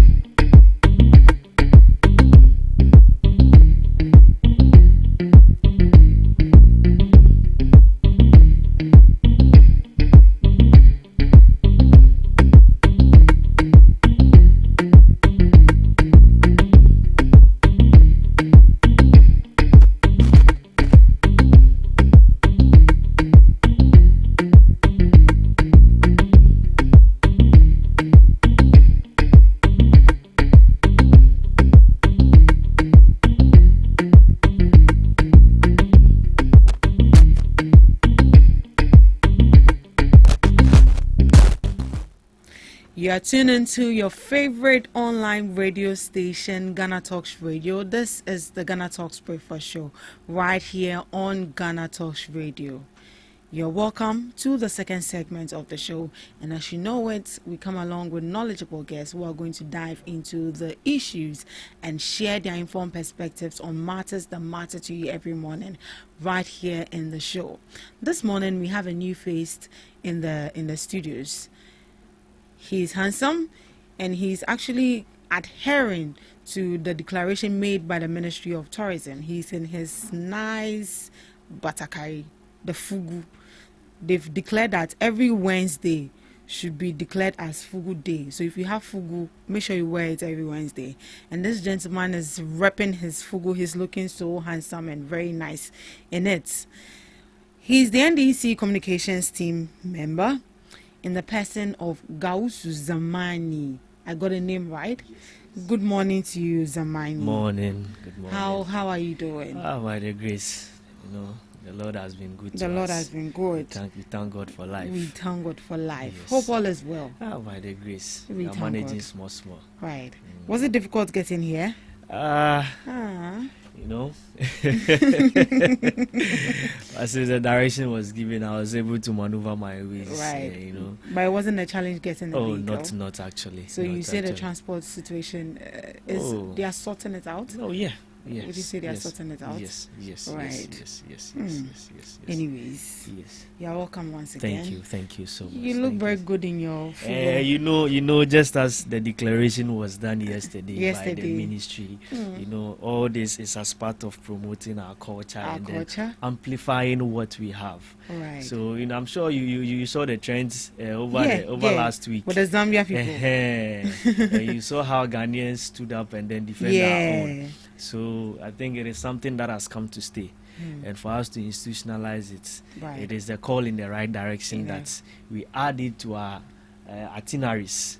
So I think we commend the ministry for that. And just as I'm adhering to it, coming from the house, I could see a lot of people also wearing it. I'm telling you. Oh, really? Yes. They've started already. Cladded in the beautiful smoke. So coming here, I think I was going to see you, but I know next week you are going to. Yeah, I don't have one, so this alone will make me get one. Yes. So I'll make sure I get one. Yes. I know you get your own, and then next week you'll not be left out. Yeah, I won't be left out. This time you need to get it in different colors and different shapes. Colors now, because as it stands now, you have to have it in abundance. Yes. Right. So please make sure you get your fugu right. If you have any plug, please link me up. Let me come and buy quality fugu and be wearing it every Wednesday. As for the plugs, there are plenty. Affordable as well. I'm telling you. Very, very affordable. Very, very, very affordable. Right. We are streaming live on Facebook at Ghana Talks Radio and on X at Ghana Talks Radio and YouTube at Ghana Talks Radio. Log on and let's get interactive. Engage with us. Share your comments. Let us know what you also think about the topic. Right, so for this morning, we are just going to zoom into our main topic for discussion. So for our first topic has to do with the issue of vote buying and how it has become rampant. And it actually looks like we are making it of a thing. But if we don't take time, that is going to hurt us as a country a lot. So this morning, we are going to examine a growing concern in Ghana's democracy, the increasing role of money in our politics, from party primaries to general elections. There are widespread claims that financial influence is beginning to outweigh ideas, competence and integrity. So today, that is what we are going to look at. We are going to look at how this is affecting our political system and a need for a fundamental fix to curb monetization and what reforms are needed to protect our democracy and our integrity as well as a country. The NPP held their primaries, and I believe you also saw some videos of some delegates saying that if you don't receive from your camp, there's no way I'm going to vote for you. And just recently we saw from the NDC as well, where it was alleged that one of the candidates shared Kosiani Meko and television sets, motorbikes, rice, oil, a whole lot. I mean, it looks like we are making it something normal and as part of our democracy and our election, which is not supposed to be so. What is your general impression on the monetization in our politics? All right. First of all, I want to say a very big good morning to your listeners and then the viewers watching us now. And I want to thank you for this opportunity. This actually has become a pandemic that is growing within our political space. Yeah. And trust me, I'll be a hypocrite if I should sit here and say I don't know or I don't know much about what actually is going down. This can be hit as far back. Some years back, I don't know if you remember, when the NPP organized during Akufo-Addo's time, there was this by-election at Asen, which had Jachi Kwesin contest for a seat there. And then, trust me, you could see a clear display of money on grounds. People received goodies just in exchange of votes, voting for them. And with that time, you hear a popular song, the people made a song for the NPP. Say Sikane Yaji o Yaji and so Tomamo. Yes, that happened, and there were videos. And these days, because of social media, when it happens like that, it flies just like that. Quickly, it flies like that. Yeah. And this, at that time, I think a call for an investigation, and then it didn't get anywhere. Up until just 31st January, when the MPP held their internal primaries, of which we saw a clear daylight of monies being given out. Some were even as very smart to put their pictures, indicate names, exactly where these monies are going to, just so these monies cannot how do you call it, go into the wrong hands. And trust me, when these were seen, it rose concerns, and you could see people granting interviews and saying that I'm receiving money from Baumier's camp, I'm receiving money from Kennedy's camp, I'm receiving money from what's the name, the man from Brian Echampon's camp, but the other two Menyante or Monka. And this is very worrying, because this is telling us that it has come to a time that we are not voting based of merit, we are not voting based of competence, we are voting based of financial capacity, meaning that if you have the financial muscles to be able to cater for the people on election day, meaning you are getting the votes. And some of these people spend huge sums of money, and at the end of the day, it doesn't go their way. And my worry is that if this person puts in this huge amount of money prior to the elections, and after the election, you go to this person for development, and he tell you that all the expenses that I made during my campaign period, I now want to recoup the money, or I now want to get whatever I want to get back before I focus on you. You, the how do you call it, the delegate, or you, the voter. What is going to be your complaint? Because you are going to sacrifice a long-term development just for a moment. You are going to sacrifice a key developmental project in your area that money could be used for and is going to benefit all of you, and you are going to just use that to take whatever money and vote for the wrong person. You see the case? But all these, as we all say, always we tag it with the name allegation. And as a democratic state, it is good we do it that way, because when these cases happen like this, there is a need to call for an investigation, because the constitution says that you are not guilty until what being proven by a competent court. You understand me? And for that matter, when the recent issue happened, which has to do with the Ayawaso East by-election, we saw that the party, which is the National Democratic Congress, released a letter on investigating the incident that actually happened. We saw a letter from the presidency. We also saw one from the OSP, and this clearly shows that eyes are on grounds, Yes. and then eyes have seen things. And I want to commend the NDC so much for being very, very proactive on this issue. For the fact that when the issue started happening, they didn't act so hypocritical. They picked the issue up. But on the other side, when issues like this happen, we see them act so sit aloof and then do nothing about it. No because we clearly saw what the Kennedy Japan and then Baomia did. But as at now, I don't see the NPP party making any effort to clamp that down.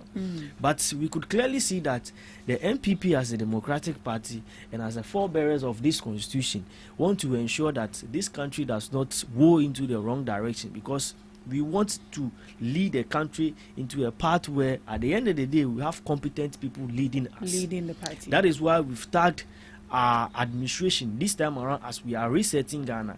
And if we are going to reset Ghana and something is happening within our house and we are not able to take care of it, this clearly means that we are towing the wrong path.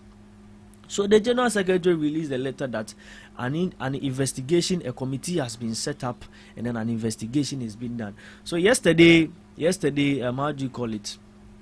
A result on the investigation that were done came out, and then the party gave their fair judgment on the matter. And as I'm speaking to you now, the OSP has also picked up the matter, which is an independent body, has also picked the matter and then is looking at it. So we are just hoping, and then we are looking at what the OSP's outcome is going to be. As for we are just going to make our commentary, run our commentary. But the individuals involved, you know, when it comes to criminal matters, we don't only look at the actions. We look at the intention behind the action, if it is reasonable. So we might see that something has been given out. Yes, somebody will say Koscielny Mako. But why do you take Koscielny Mako? You take Koscielny Mako when you are hungry. When you're hungry. You don't take Koscielny Mako to go and vote. To go and vote for somebody. No. Not at all. If you should go and stand somewhere and say that I took Koscielny Mako in exchange to go and vote for somebody, so sorry to say, you'll be displaying some kind of abnormality. You understand me? Yes, you take Koscielny Mako when you are hungry. So I don't think that can be exchanged for as a vote by buying. So the individuals involved, I'm sure the OSP is going to invite them. And as and when the OSP is done with their investigation, I'm sure an in-depth report will be brought out. And we are all going to do what? See what actually happened. Yes, so I think that is it for that one. Yes. Right. I thought I saw a report from the OSP saying that after the interrogations, he was found innocent of the votes buying. So, as it stands now, the OSP hasn't come out with a report. With a report yes, yet. The OSP. He only released a letter of, how do you call it, an investigation being done.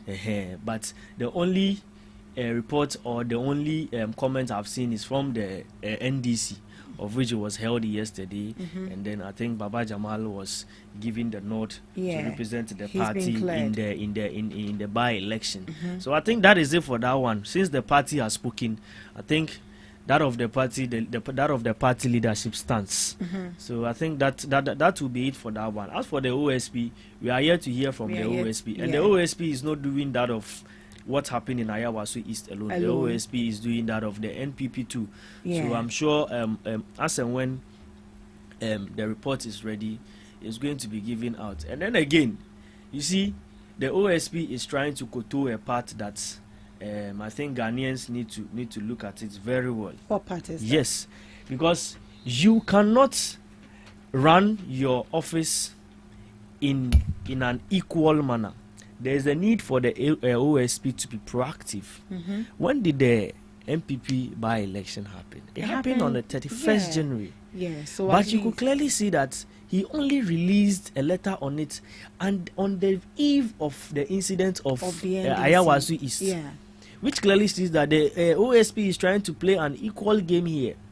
And what were you waiting for? What were they waiting for? You could have picked it up as soon as possible, but you wait for this to happen, for people to start lambasting before you start doing that. That is why some people are calling for the dismissal of the OSP, and I think at this point some of us are going to join that campaign to take him off. Yes, some of us are going to join that campaign. Some of us really need to join that campaign, because the OSP cannot sit aloof and then watch things to happen and then try to talk as and when he or she likes.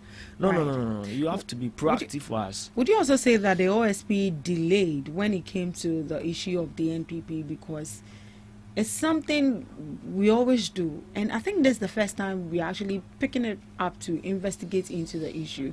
Could it be that is why he was reluctant about it, to even investigate into the issue? Or could it be that because the NDC camp took the issue up, that is when he had to come in, because he felt this was actually supposed to be from his camp but not from the NDC's camp? That is what that is what I'm saying. The fact that it keeps happening and then we are silent about it, doesn't mean it is good. It is good. And just as we always say, it took some people for us to get our freedom and get our independence. And it kept happening. So you, the OSP, cannot tell us that for the fact that it keeps happening, now it has become a norm, and for that matter, I'll turn a blind eye to it. No. It shouldn't happen like that. OSP office independently has been structured to take up some of these cases. So you don't even wait for a complaint to be made. You understand me? You don't wait for a complaint to be made. As soon as possible, you pick it up. And I can say, sometimes because the party, NDC party, themselves decided to investigate their into own. the issue. That is why he just tried to go that side to seek for some public sympathy and then public claps. So what should that tell us about the OSP? Should we say that he's incompetent or he's not proactive enough? Exactly. For how long has OSP been chasing Oforiatta? How many press conferences has he held? But what do we hear today? You understand me? Right. What do we hear today? Right. You hold press conferences. During Akufo-Addo's time, he came to tell us that Oya Ankonam. That is what he came to tell us. Also Oya Ankonam. Meaning baby I know Oya Ankonam. Right. Would you say that is political monetization affecting or undermining our democracy as a country? Very, very well. How is that? How is very, it very well? Very, very well. You know, in every elections, we tend to determine what the individual that is vying for the election, we tend to determine what the person is bringing on board, what sort of change or what sort of mindset the person have. That is why we go for an election. When two people are fighting for a position, they all come to the intellectual table to give us their visions. We don't determine who to vote for in currency. No, we look at visions. We look at what the person has identified on grounds, what the person wants to change. That is what we look at. But immediately we tend to factor in the money, then the whole decision changes. The whole picture changes. It now tends to be like we are looking at who is rich, who has the right amount. Right. And imagine if we are 5 people going for the position. I decide how much is enough. Who is rich within us? Everyone decides to give money. Meaning the person that can have the highest money win at the end of the day. And it shouldn't be like that. Democracy was not fundamentally built like that. How do you call it? We didn't gain independence with money. Independence was fought intellectually with the blood and toil of our forefathers. So, if today the country is doing this path, I think it's not a right path. It's not a right. It's not a right path, because some of us would want to pick up some of these positions. Right. And if we are to contest with people that are well endowed, people that have money, I can't contest. That means that you are going. I can't contest because I'm just a university graduate looking for a job now, and I have the vision. I want to contest for an MPship. I want to contest for a position in the party, and I'm going to rub shoulders with someone that has businesses, and this person is not going with message, but this person is calling and then tipping people, and at the end of the day, people are deciding on the amount of money that the person is giving. And you see, when we continue to toe that part, it becomes, how do you call it, part of us. It becomes a norm. Yeah. And we don't want it to happen that way. We cannot build a country like that. You understand me? Yes. So I think it is something that needs to be looked at, and that is why most of these institutions are being set up. The Office of the Special Prosecutor, the how do you call it, the Attorney General's office, some of our government agencies. You know, that is why they are there. They need to start looking at some of these. And you see, the kind of political system we run here, most of our political parties do fund themselves. Yes. That is actually that is somehow a problem. You understand me? If we run a system where the government actually fund these political parties, then there is a budget for every political party. Then at the end of the day, after the election is over, the government now have the authority to audit all of you, because I gave you this amount of money to do what? To run your campaign or to go for the election.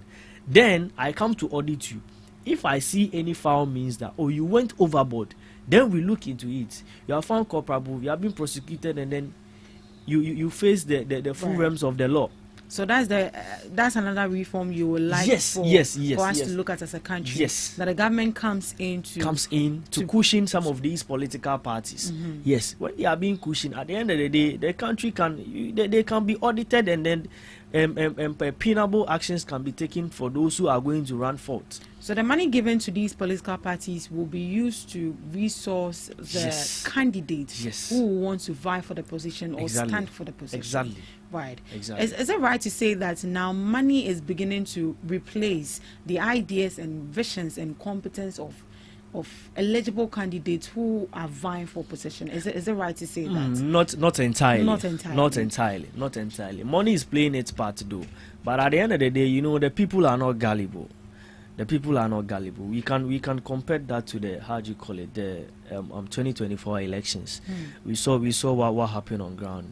An opposition party was contesting with an incumbent president, and an opposition party cannot be reached as an incumbent president. We saw what the incumbent was doing. They had access to all the government machinery, security system, all the fundings. They had access to it. But at the end of the day, the people saw that we have voted for you and you've been in power for 8 years. And for that matter, this time around, we are not going to be allowed ourselves to be lured.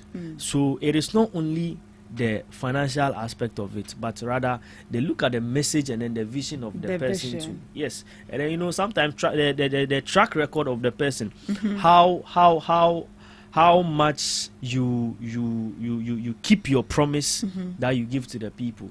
The election between Bawumia and then His Excellency John Dramani Mahama came with a lot of comparatives. We compared Bawumia being a vice president to His Excellency John Dramani Mahama being a vice and then being a substantive president for 4 years. And we saw the difference. Bawumia will say this, and the next day he's doing the other thing. He promised that, and the next day he's doing a different thing. But he had the financial risk. He had all the resources that he could get around him. But you could see that when His Excellency John Dramani Mahama go to grounds and then preach the message was trending more. People buy into the idea of the 24-hour economy. Students bought into the idea of the no-fee stress that they are enjoying today. Students bought into the idea of the PPA, the public-private partnership that is going to take care of, that is going to build hostels for them in their institution. Students bought the idea of the free tertiary university for the people with disabilities. And these were messages that descended down to the people. Money didn't take part in this at all. So in that, you agree, you would disagree in a way. Yes. But would you say that we are our own problems? Because we've watched videos where delegates say that these people, if you vote for them and they go up there, they tend to forget the people. They tend to forget the people that voted them there. So whatever that they would do as delegates to make sure that they also have a piece of the national cake, they'll do it. That is why they're going for that money. How do we change this narrative? This actually is a long way that we have come. We have come as citizens and then as voters, and just as I was saying. As time goes on, I think the whole system, people that go in for election, people that want to hold certain position, have to also change their ways in their lives a bit. You see, sometimes we those in Accra don't see how you can live without your member of parliament. I have stayed in the German North districts before coming to Accra. You could go months without having a tete-a-tete with your member of parliament. You could go sometimes a whole year without tete-a-tete with a member of parliament. They come to Accra and then the Accra living Abeyo Omode. Then they stay here. So if you come back and you are coming to request for their votes. As smart as they are, they also feel like the other way to get to you is by using this means. But you see, in reality, in normal sense, that is not the right way. And this time around, our democracy has grown. And with the introduction of the new media, which is the social media, we can hold these people directly accountable without reporting them to anybody. Today, someone picks his phone, do a video, and then it is trending all over. These are mechanisms available to the constituent. These are mechanisms available to voters to hold their MPs accountable. When it is happening within your constituency, you can just make a recording of it, you share it, and even the presidency will see it. You tag the presidency see it. This is the tangent, or this is the path that we need to take. The new media has come to stay and it has become part of us. You know, the new media is now part of the arm of government. It is recognized as an arm of government. And for that matter, we cannot live without it. This is why we need to inculcate this as part of our living. So the money factor shouldn't be made the center problem, but rather how to hold these people accountable. Because whatever they are going to do is going to be the long-lasting developmental thing that is done within the constituency or within the country. And this is going to benefit you and I. Imagine the road from, Accra to Kumasi is being dualized. Just look at the number of hours it will take you from Accra to Kumasi. It will take you less than 3 hours. And you can run business to and fro. Imagine if we have a real system working from Accra to Tamale. We can just go and come just like that. But you see, the people shouldn't center their mind of let's milk the people, because now they are coming to us to look for votes. And note, your vote is just one time. You vote one time, he's going to be in government for 4 years. And after taking that money, imagine how much can that person give you? He cannot give you a money that will sustain you for 4 years. For 4 years. No. Exactly. It's just for that moment. It's just for that moment. So it is high time. You see, who to a jiramwafu no, now who to a crown so for. You understand me?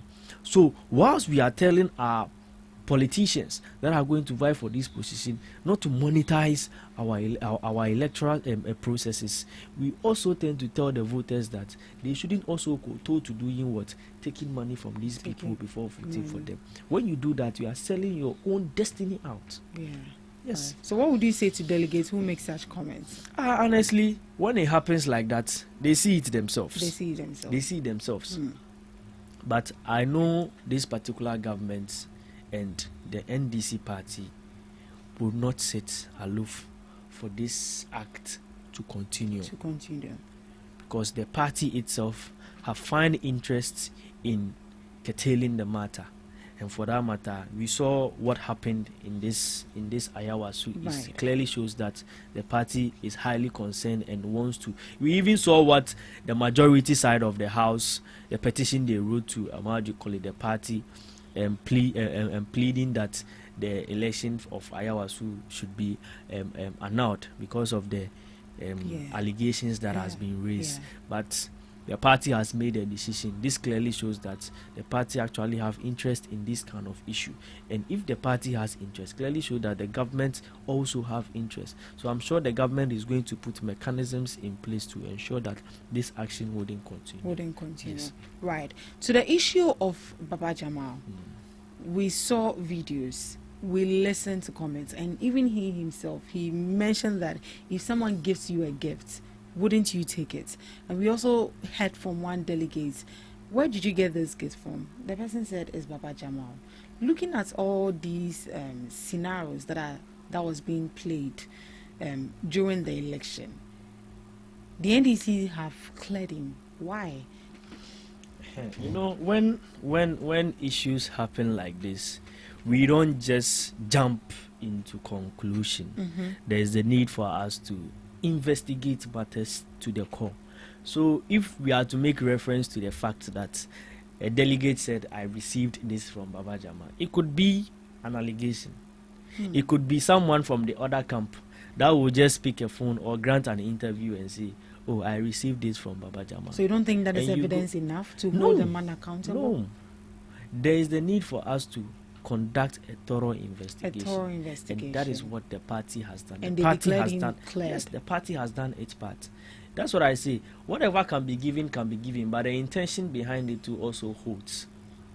You understand me? The intention behind it also holds. Because if you are being sued today and you go to the court on any issue, you have the right to also respond to whatever claims has been made against you. And at the end of the day, if the court finds you not guilty, you go scot-free. You go scot-free. Yes. So as for the constituents, whatever interview they've held or whatever thing they've said on social media, cannot be in the standing point to drag Baba Jamal down. No. That is why there is a need for us to give ample, let's give room for investigation. Let's also hear from Baba Jamal what the people are saying. Is it true? We hear from Baba Jamal too. Then at the end of the day, we can make an informed decision. Okay. So yesterday, the NDC declared Baba Jamal cleared. Let's read why he was declared cleared. Okay.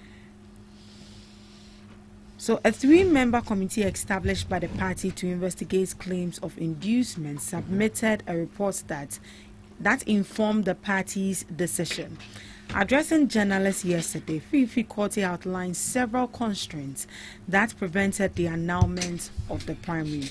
He cited time limitations, noting that the Electoral Commission is expected to close nominations for the by-election on Wednesday, February 11th, which is today, leaving the party with little room to restart the process.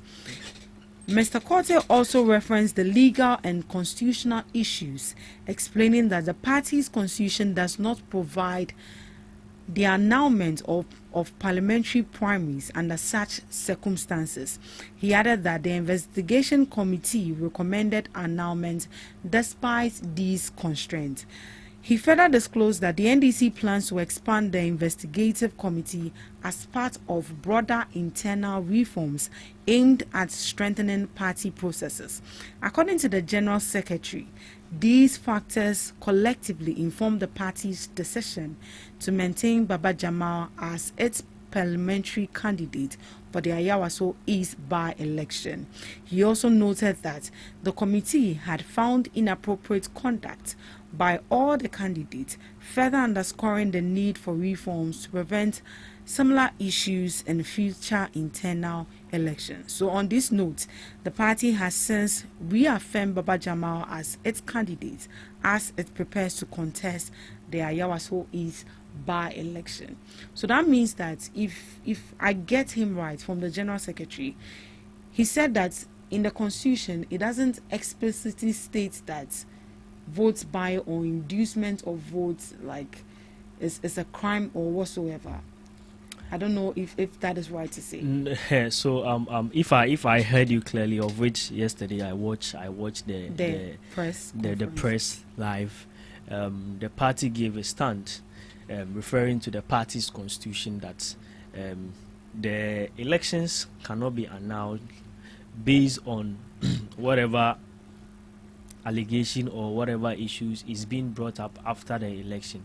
And for that matter, looking at the time limitations that we have, that we need to go for the election, there's a need for us to look forward and then engage broadly within to ensure that such anything of this sort should not happen in the near future. So I'm sure this actually will look at within the party, looking at the party's constitution and then enshrining it in our constitution, that's going forward. And you see, just as I said, it's an allegation, and wherever an allegation is being made, you cannot just throw it off like that. There's a need for us, even if it is false, there's a need for us to look at it in the other direction, where what if it happened truly? Yeah, truly. What if it happened truly? And for that matter, there's a need for us to institutionalize it, make it part of our constitution. And this goes to all political parties going forward. If this is being, added to whatever the constitution, and there are penable actions attached to it, I'm sure with that, people or anyone going for an election will be a little bit skeptical in doing or indulging in such acts, because if it is not enshrined in the constitution that yes, if you buy votes, this is what is going to happen to you, or this is what is going to happen, a decision cannot be taken now. Right. You understand what I'm saying? Yes. Yeah. But the president has already recalled him. What happens to that as well? So I think we are yet to hear from the presidency on that. Yes. So the presidency is yet to write to the public on what actually happened after the recall. Right. So I think let's just be patient. Let's just be patient and then wait for the working government to come out with what their findings are. Yeah. But he will still resign anyway if he becomes MP. Oh yes. You cannot hold two offices like that. And so I'm sure. Should we wait after the election before we hear from the president? Or you're expecting to hear from the president? We are all expecting to hear from the president before the election. Before the election. And right. I'm sure they're calling. Today the president is holding an emergency meeting with the cocoa. Yes. So I'm sure after that, after today, definitely something will be heard. So let's just be patient. Right. Joining us right here in the studios is Mr. Kingsley Aqua. Mr. Kingsley, NPP Communications team member. Good morning to you and you're welcome to the show. Good morning. How are you? Thank you. By the grace of God, I'm doing well. Yeah. You are late. Very well. What happened? These are some of the challenges that we are facing as indigenous. What are the challenges? The challenge is that there are so many traffics and there's traffic. Commuters are so it's the fault of the government that there's traffic in town. Yes. Commuters are very stuck in various bar stops, trying to find their way in their various workplaces and other stuff. And these are the major challenges that is confronting the nation. That we had a minister saying that the current stacks of people in the various bar stops are due to well managed economy by the NDC, which is false. Because everybody is getting jobs, so everybody is going to work. People are suffering even to get vehicles to their various destinations, to go to their works and other stuff. These are major challenges that the government need to deal with. So first and foremost, let me congratulate Dr. Alhaji Mahmood Bawumia. Yeah, I think it's our first time meeting after the election. Yes. Congratulations to you and your party. Thank you. And as I've been saying, Dr. Alhaji Mahmood Bawumia was the right candidate for the Patriotic Party. So let me take this opportunity to congratulate him and again to congratulate the national executive, the regional executives, and even my constituency executives. In fact, we all form part of this great victory for Dr. Alhaji Mahmood Bawumia. And when you look at the kind of unity that is emerging now in the NPP, indeed he's a strong man, and indeed he's a competent person that we all believe in. Ghanaians believe in him, that going forward, when he is being given the nod to lead the country, he's going to perform better. So again, looking at what is happening in this current government, things are not right. Well, let's look at our topic, because we're already far behind time. Right. So we're actually on our first topic that has to do with political monetization and how candidates induce voters with money just to convince them to vote for them. We've seen that in the NPP primaries elections. We also saw that in the NDC primaries election. And something needs to be done quickly about it before we normalize it, that if you don't provide money for voters, they're not going to vote for the candidates. What can you say to that, please? Well, thank you for the opportunity, and much greetings to my brother. Though I'm late, I know maybe he came by flight or something. I don't know. So He actually want me to indulge him, but I've decided to give him the platform to have the time for himself because he was late. He was late. Yes, that's why I was even saying that maybe he. So you just speak to the topic. That is the most important. As for my means of transportation, is none of your concern. Because you know what is happening on the ground. People are stuck at the various bus stops. So maybe you came by flight. So let me address the issue here. Yeah, speak to the topic. The issue at hand, or what we are facing as a country, we all need to work towards it. Ghana, we believe in democracy, not monocracy. So these are some of the things that we do. That we don't have competent people to lead the country and even our institutions based on monocracy. Some people have money to intimidate others, but they don't have the skills. Those who have the skills don't have money, so they cannot go for jobs. But when you have money and you are not competent, you don't have the skills, you can go for the job. And this is really killing the country. Yeah.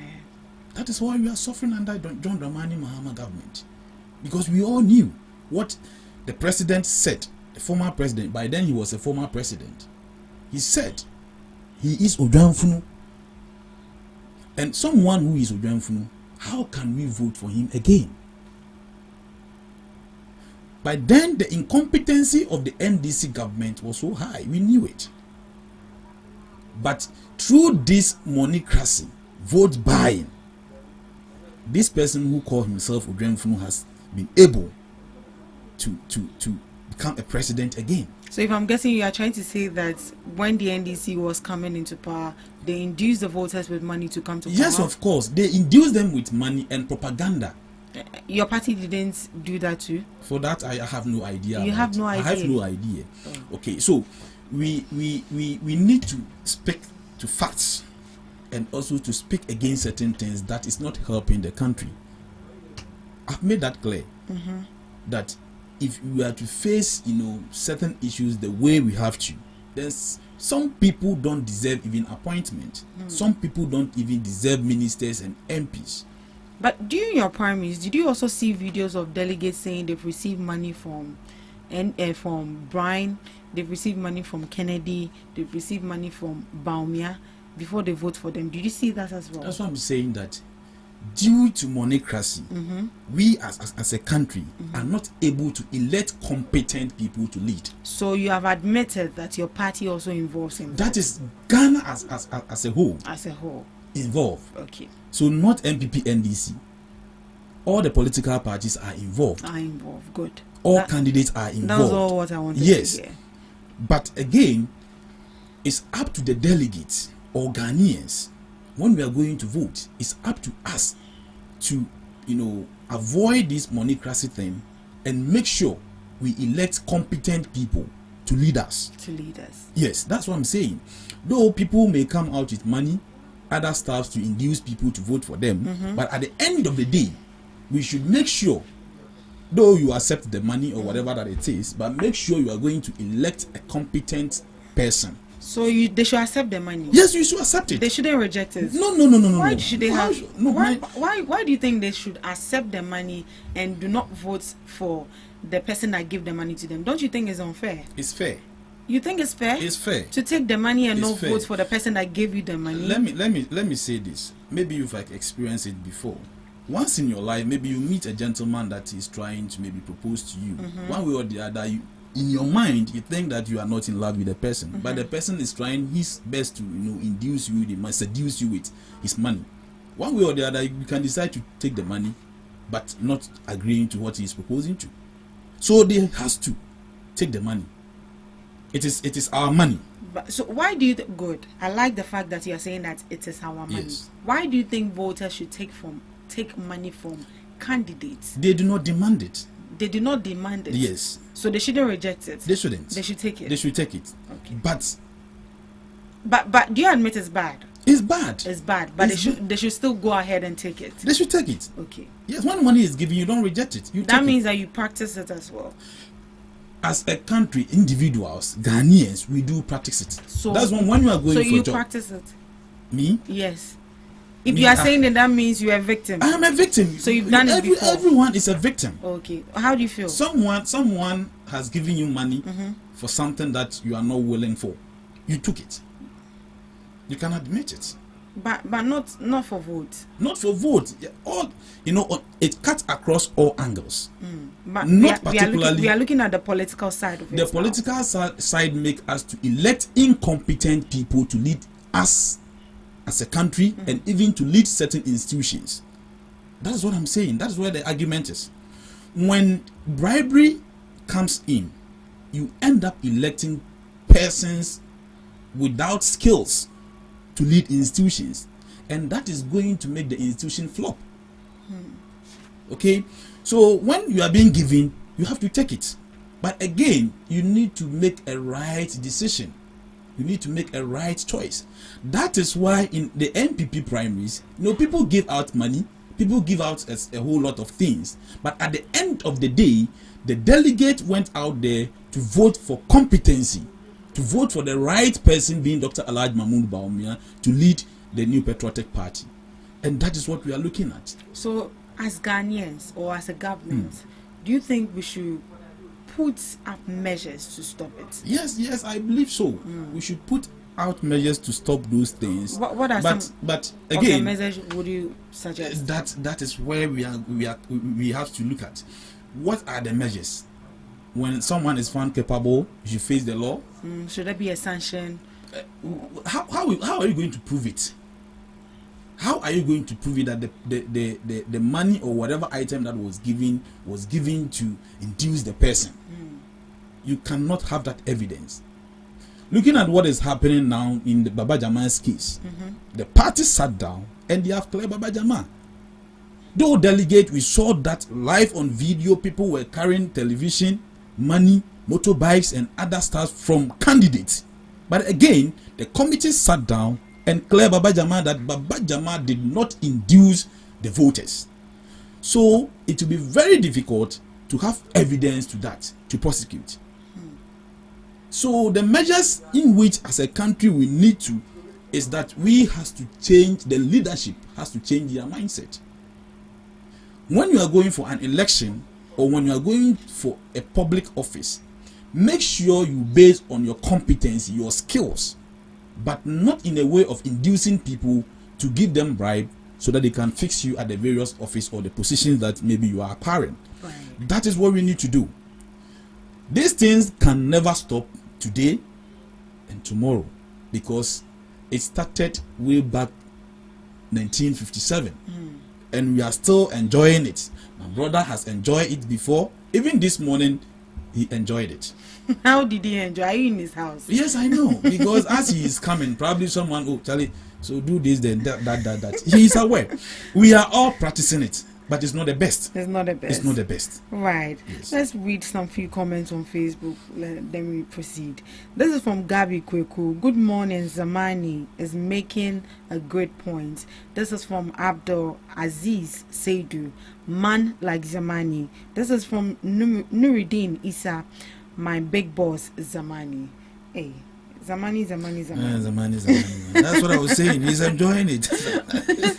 These are highs. These are encouragements and motivations. They know the reason. You see, my brother in his submission, he's trying his own ways and means to dodge the fact that his party is actually engaging in it. And you see, when it comes to inducements, let's use money to win election.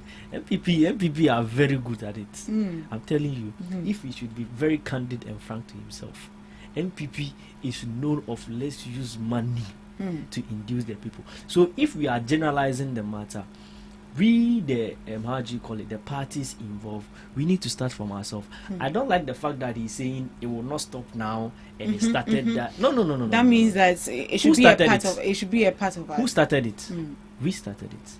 So who is going to put an end to it? We are going to put an end to it. Right. So what better reforms do you think we can put in place to? So just as I said earlier in his absence, and I think it is high time these parties need to inculcate this into their constitution and give penable sanctions and then some how do you call it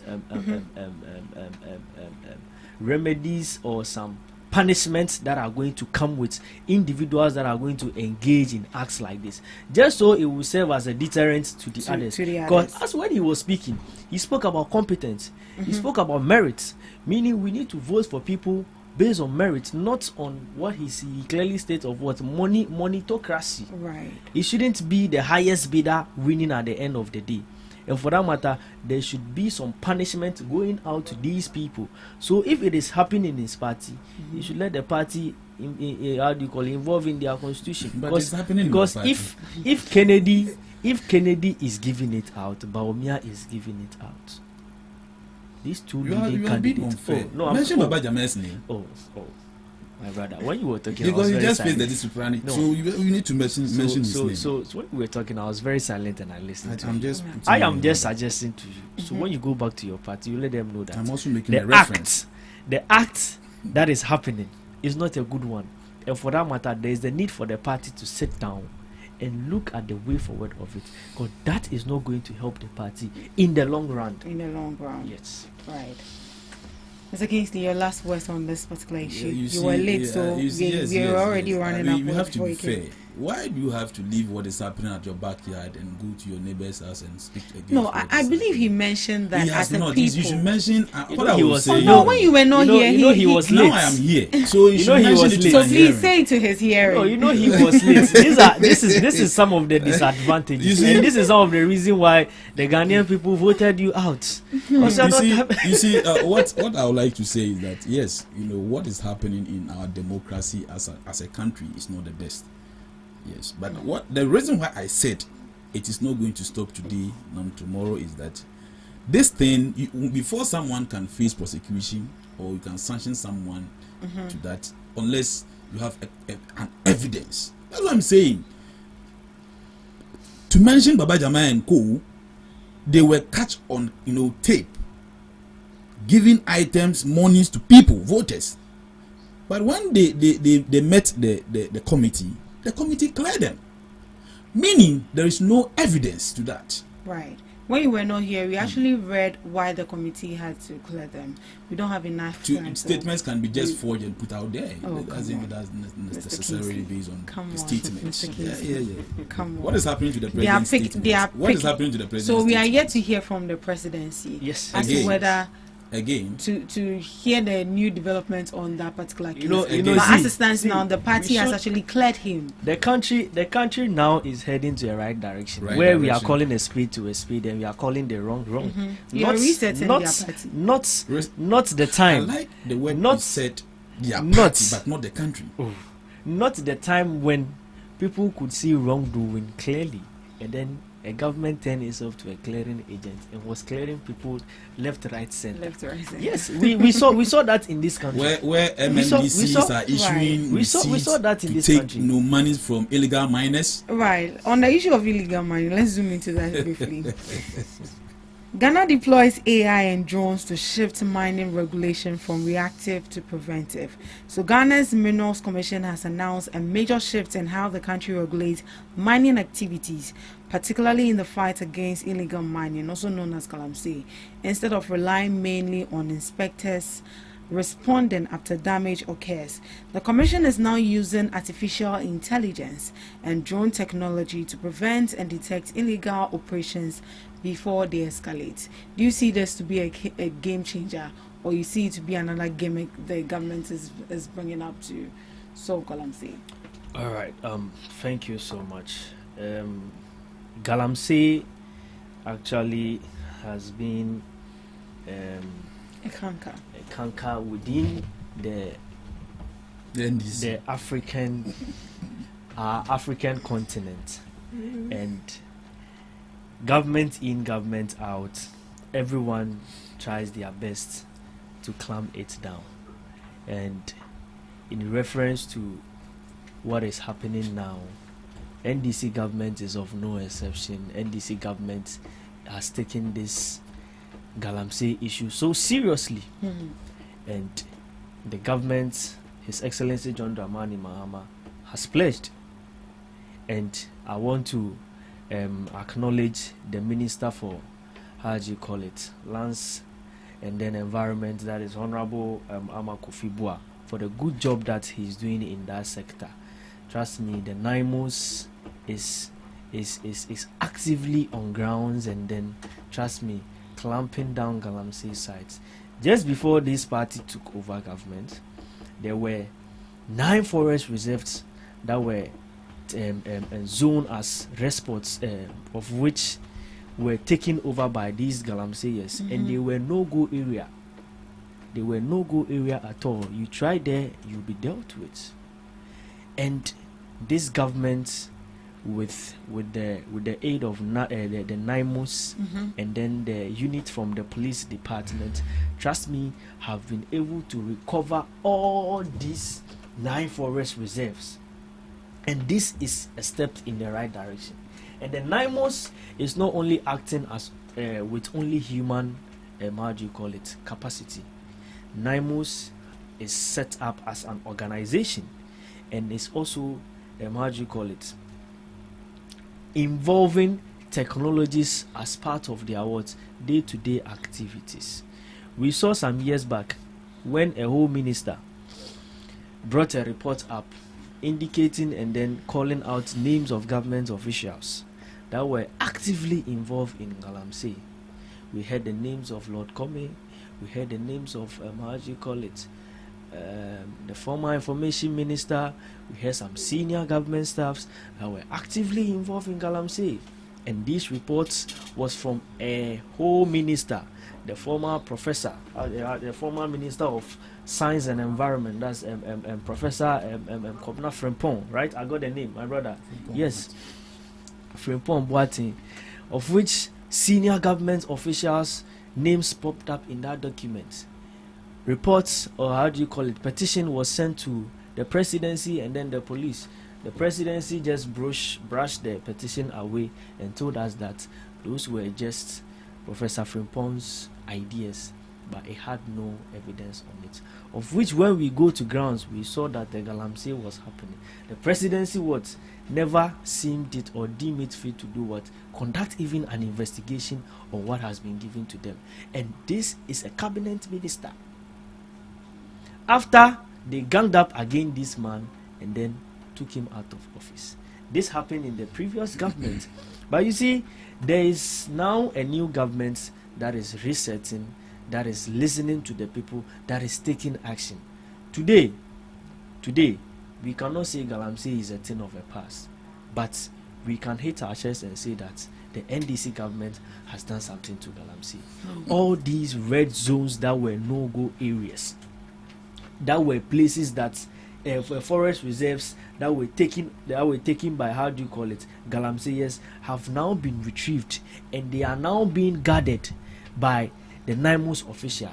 So you see that it is not the system where we go, we claim the land, we clear the people of the place, and then no one is there. But NIMOS is not only claiming the land back, but also guarding the place to ensure that these people do not come back again. And you see, NIMOS as a secretariat has also add up what is the drone monitoring system. So before even the officials come to the site to see that truly Galamsey is happening at this place, we have drones that are spying all over the place.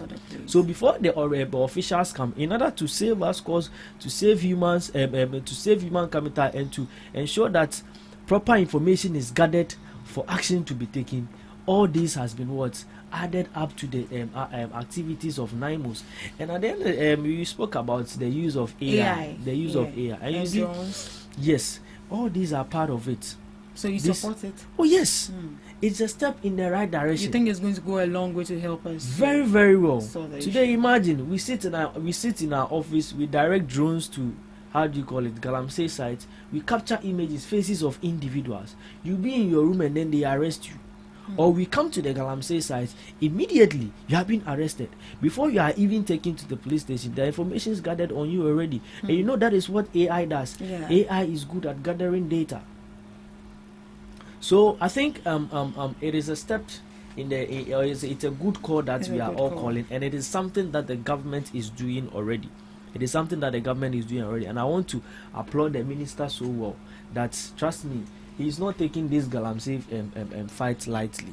We saw what happened to our ministers. That's the late defense minister, and then they were all on their way to take an action against Galamsey, and then the unfortunate incident happened.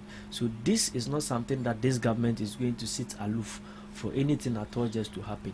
We are ready to fight it. And you see, my brother, before I even just end, my brother made mention of the Joy News investigation that came out recently. And you see, this is human beings we are working with. It becomes a deliberate act if you decide not to attend to the issue when your attention is being drawn. And as I'm talking to you now, the presidency has tasked the Ministry of Local Government to take up the issue. So now as I'm talking to you, the petition or the report from Joy News has been given to the Ministry of Local Government. And I'm very sure that the ministry is going to investigate the matters, and anyone found culpable to this act, the government is going to deal with them. This is not a government that is going to brush any report away, just as they do to the former minister that it was nothing back of evidence. This is not a government that will have its officials engaging in Galamsey. This is a government that has given out a code of ethics or code of conduct, how its appointees should live their lives. And for that matter, if you are being found acting in against what has been given to you, trust me, the John Mahama we know before is not the one we are seeing today. His Excellency John Dramani Mahama is going to take a decisive action against whoever is going to find. So this investigative report that has come out, the party or the government is not going to take it like just as it has been referred. Let's all have patience for an investigation to be conducted, and then we see how the outcome is going to be. Right. And I know that this government is going to take a very serious action on that. Thank you, Mr. Zamani. Mr. Kingsley, let me hear from you, please. You see, I find certain things so pathetic when people know the truth but they decide not to speak. He is mentioning that some of our leaders' names were mentioned in the Galamsey scandals, but we also know the secretary or the NDC secretary, whoever the MNDCs who are muchly involved in Galamsey. In 2024 general election, we had one NDC parliamentary candidate from Amenfi Central, Joanna Jan, who was actively involved in Galamsey, who was caught in video in Galamsey pit doing Galamsey, a woman. So why do you have to do this? When you do this, then you are not being fair to Ghanaians, because we all need to face the issue critically, the way we need to. Do you support the drone and then the AI? I'm coming there. Yes. Till when did the NDC government know the relevance or sees the relevance of drone using in this country? Whereby the NPP government introduced the drone delivery system that facilitates, medical deliveries. Blood delivery got to do with Galamsey. These people were saying that there is no purpose for this country to use drones. There is no purpose. But now they've come to understand that that technology implemented by Dr. Alhaji Mahmoud Bawumia is solid. So now if they are inverting it into the fight against Galamsey, well, we hope that the country is better for us all. So then, how are we doing this to ourselves as a country? We have one side of the drone delivery system, which were in support of the Ghana Health Service, which were delivering, health equipment and other stuffs to people to facilitate and fast track health delivery. These people say no, it's not going to help us. They end that, putting Ghanaians who are sick into a mess. Now again, they have come that the use of drones are very good to this country, so we should go back to it. Well, I have nothing against it, provided that they are going to make good use of it. Then, if they know that the drone delivery or the use of drones is going to make the work of the NIMOS much effectively, then those over 1,000 people that they deploy the water gas. What are their benefits? What are they going to do? The blue water gas. The blue water gas. What are they going to do? Is it purposely job for the boys? If it is job for the boys, they should come and tell us. They should come and tell us. It is unfair that you are going to disburse, Ghana revenue, or Ghanaians are mobilized revenue to people who are not working. Just because you want to give the party boys some money to use freely.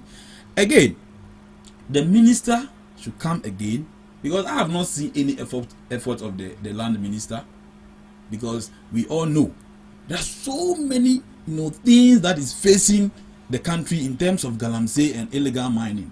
There are so many things that are facing the country in terms of environmental degradation. There are so many things. So the government should sit up and make sure he make things right for the country, and he make things right for the youth of this country, because the youth is the future of the country. Right. The current administration is going to start using technology, AI, and drone to help solve galamsey. They are now going to transition from reactive to being preventive way. Do you support that? You can share your comments with us on Facebook, on X, and on YouTube as well. We actually joined the curtains on the Ghana Talks Breakfast show. But before we leave, Mr. Zamani, your last words, please. All right. I want to say a very big thank you for this opportunity. As young ones, as future leaders, when this opportunity is given to us, we shouldn't act like the others. There's a need for us to be very candid in our opinion. There's a need for us to be truthful. There's a need for us, other side, to be patriotic. And as Democrats as we are going to do what? Say or speak the truth to power. So this morning I want to say a very good morning to my boss, Honorable Abu, who is the Accra Metro NSS Director, and he's also contesting for the chairmanship of the Amasaman constituency. And I know very well that my boss is going to pass through. And then, just as I always tell to him, I always say to him, we are ever ready to work for him. And then again, with the issue of galamsey, last one, with the issue of galamsey, when we get the opportunity like this, whatever is happening, our lands are being spoiled. Today, Ghana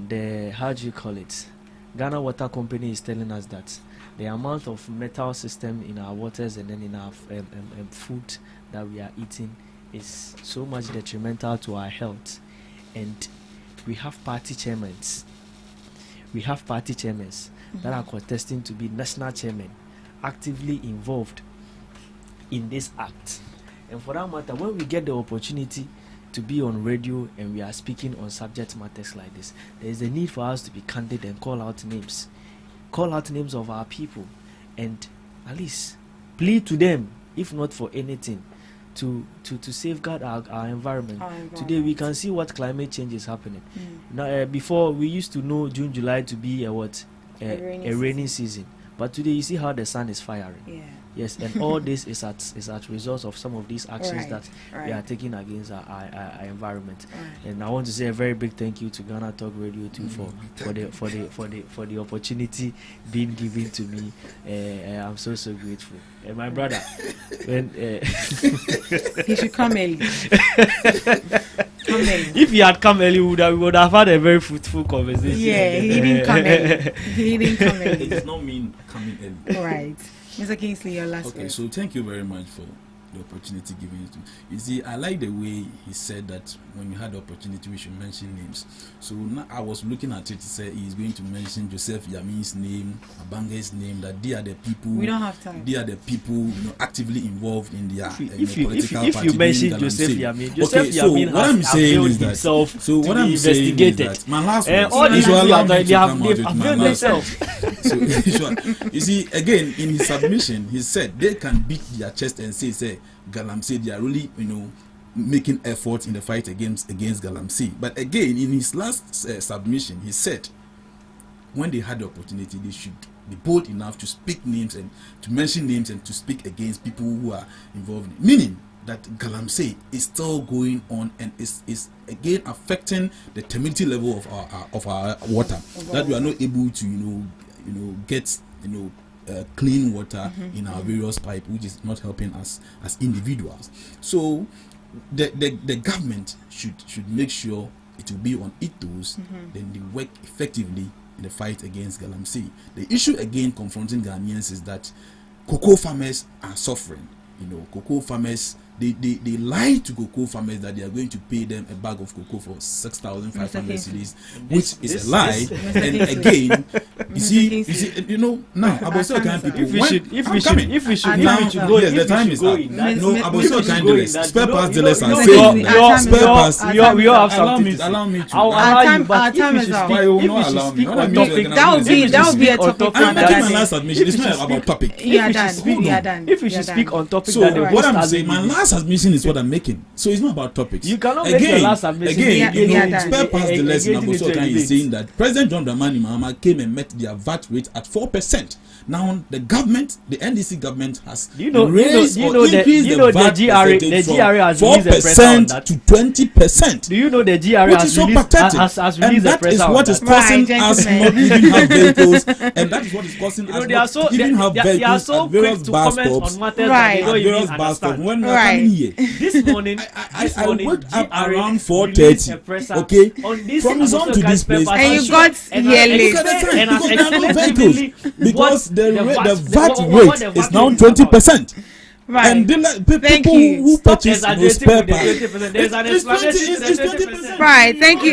All right. Thank you so much, gentlemen. Thank you so much, gentlemen. Thank you.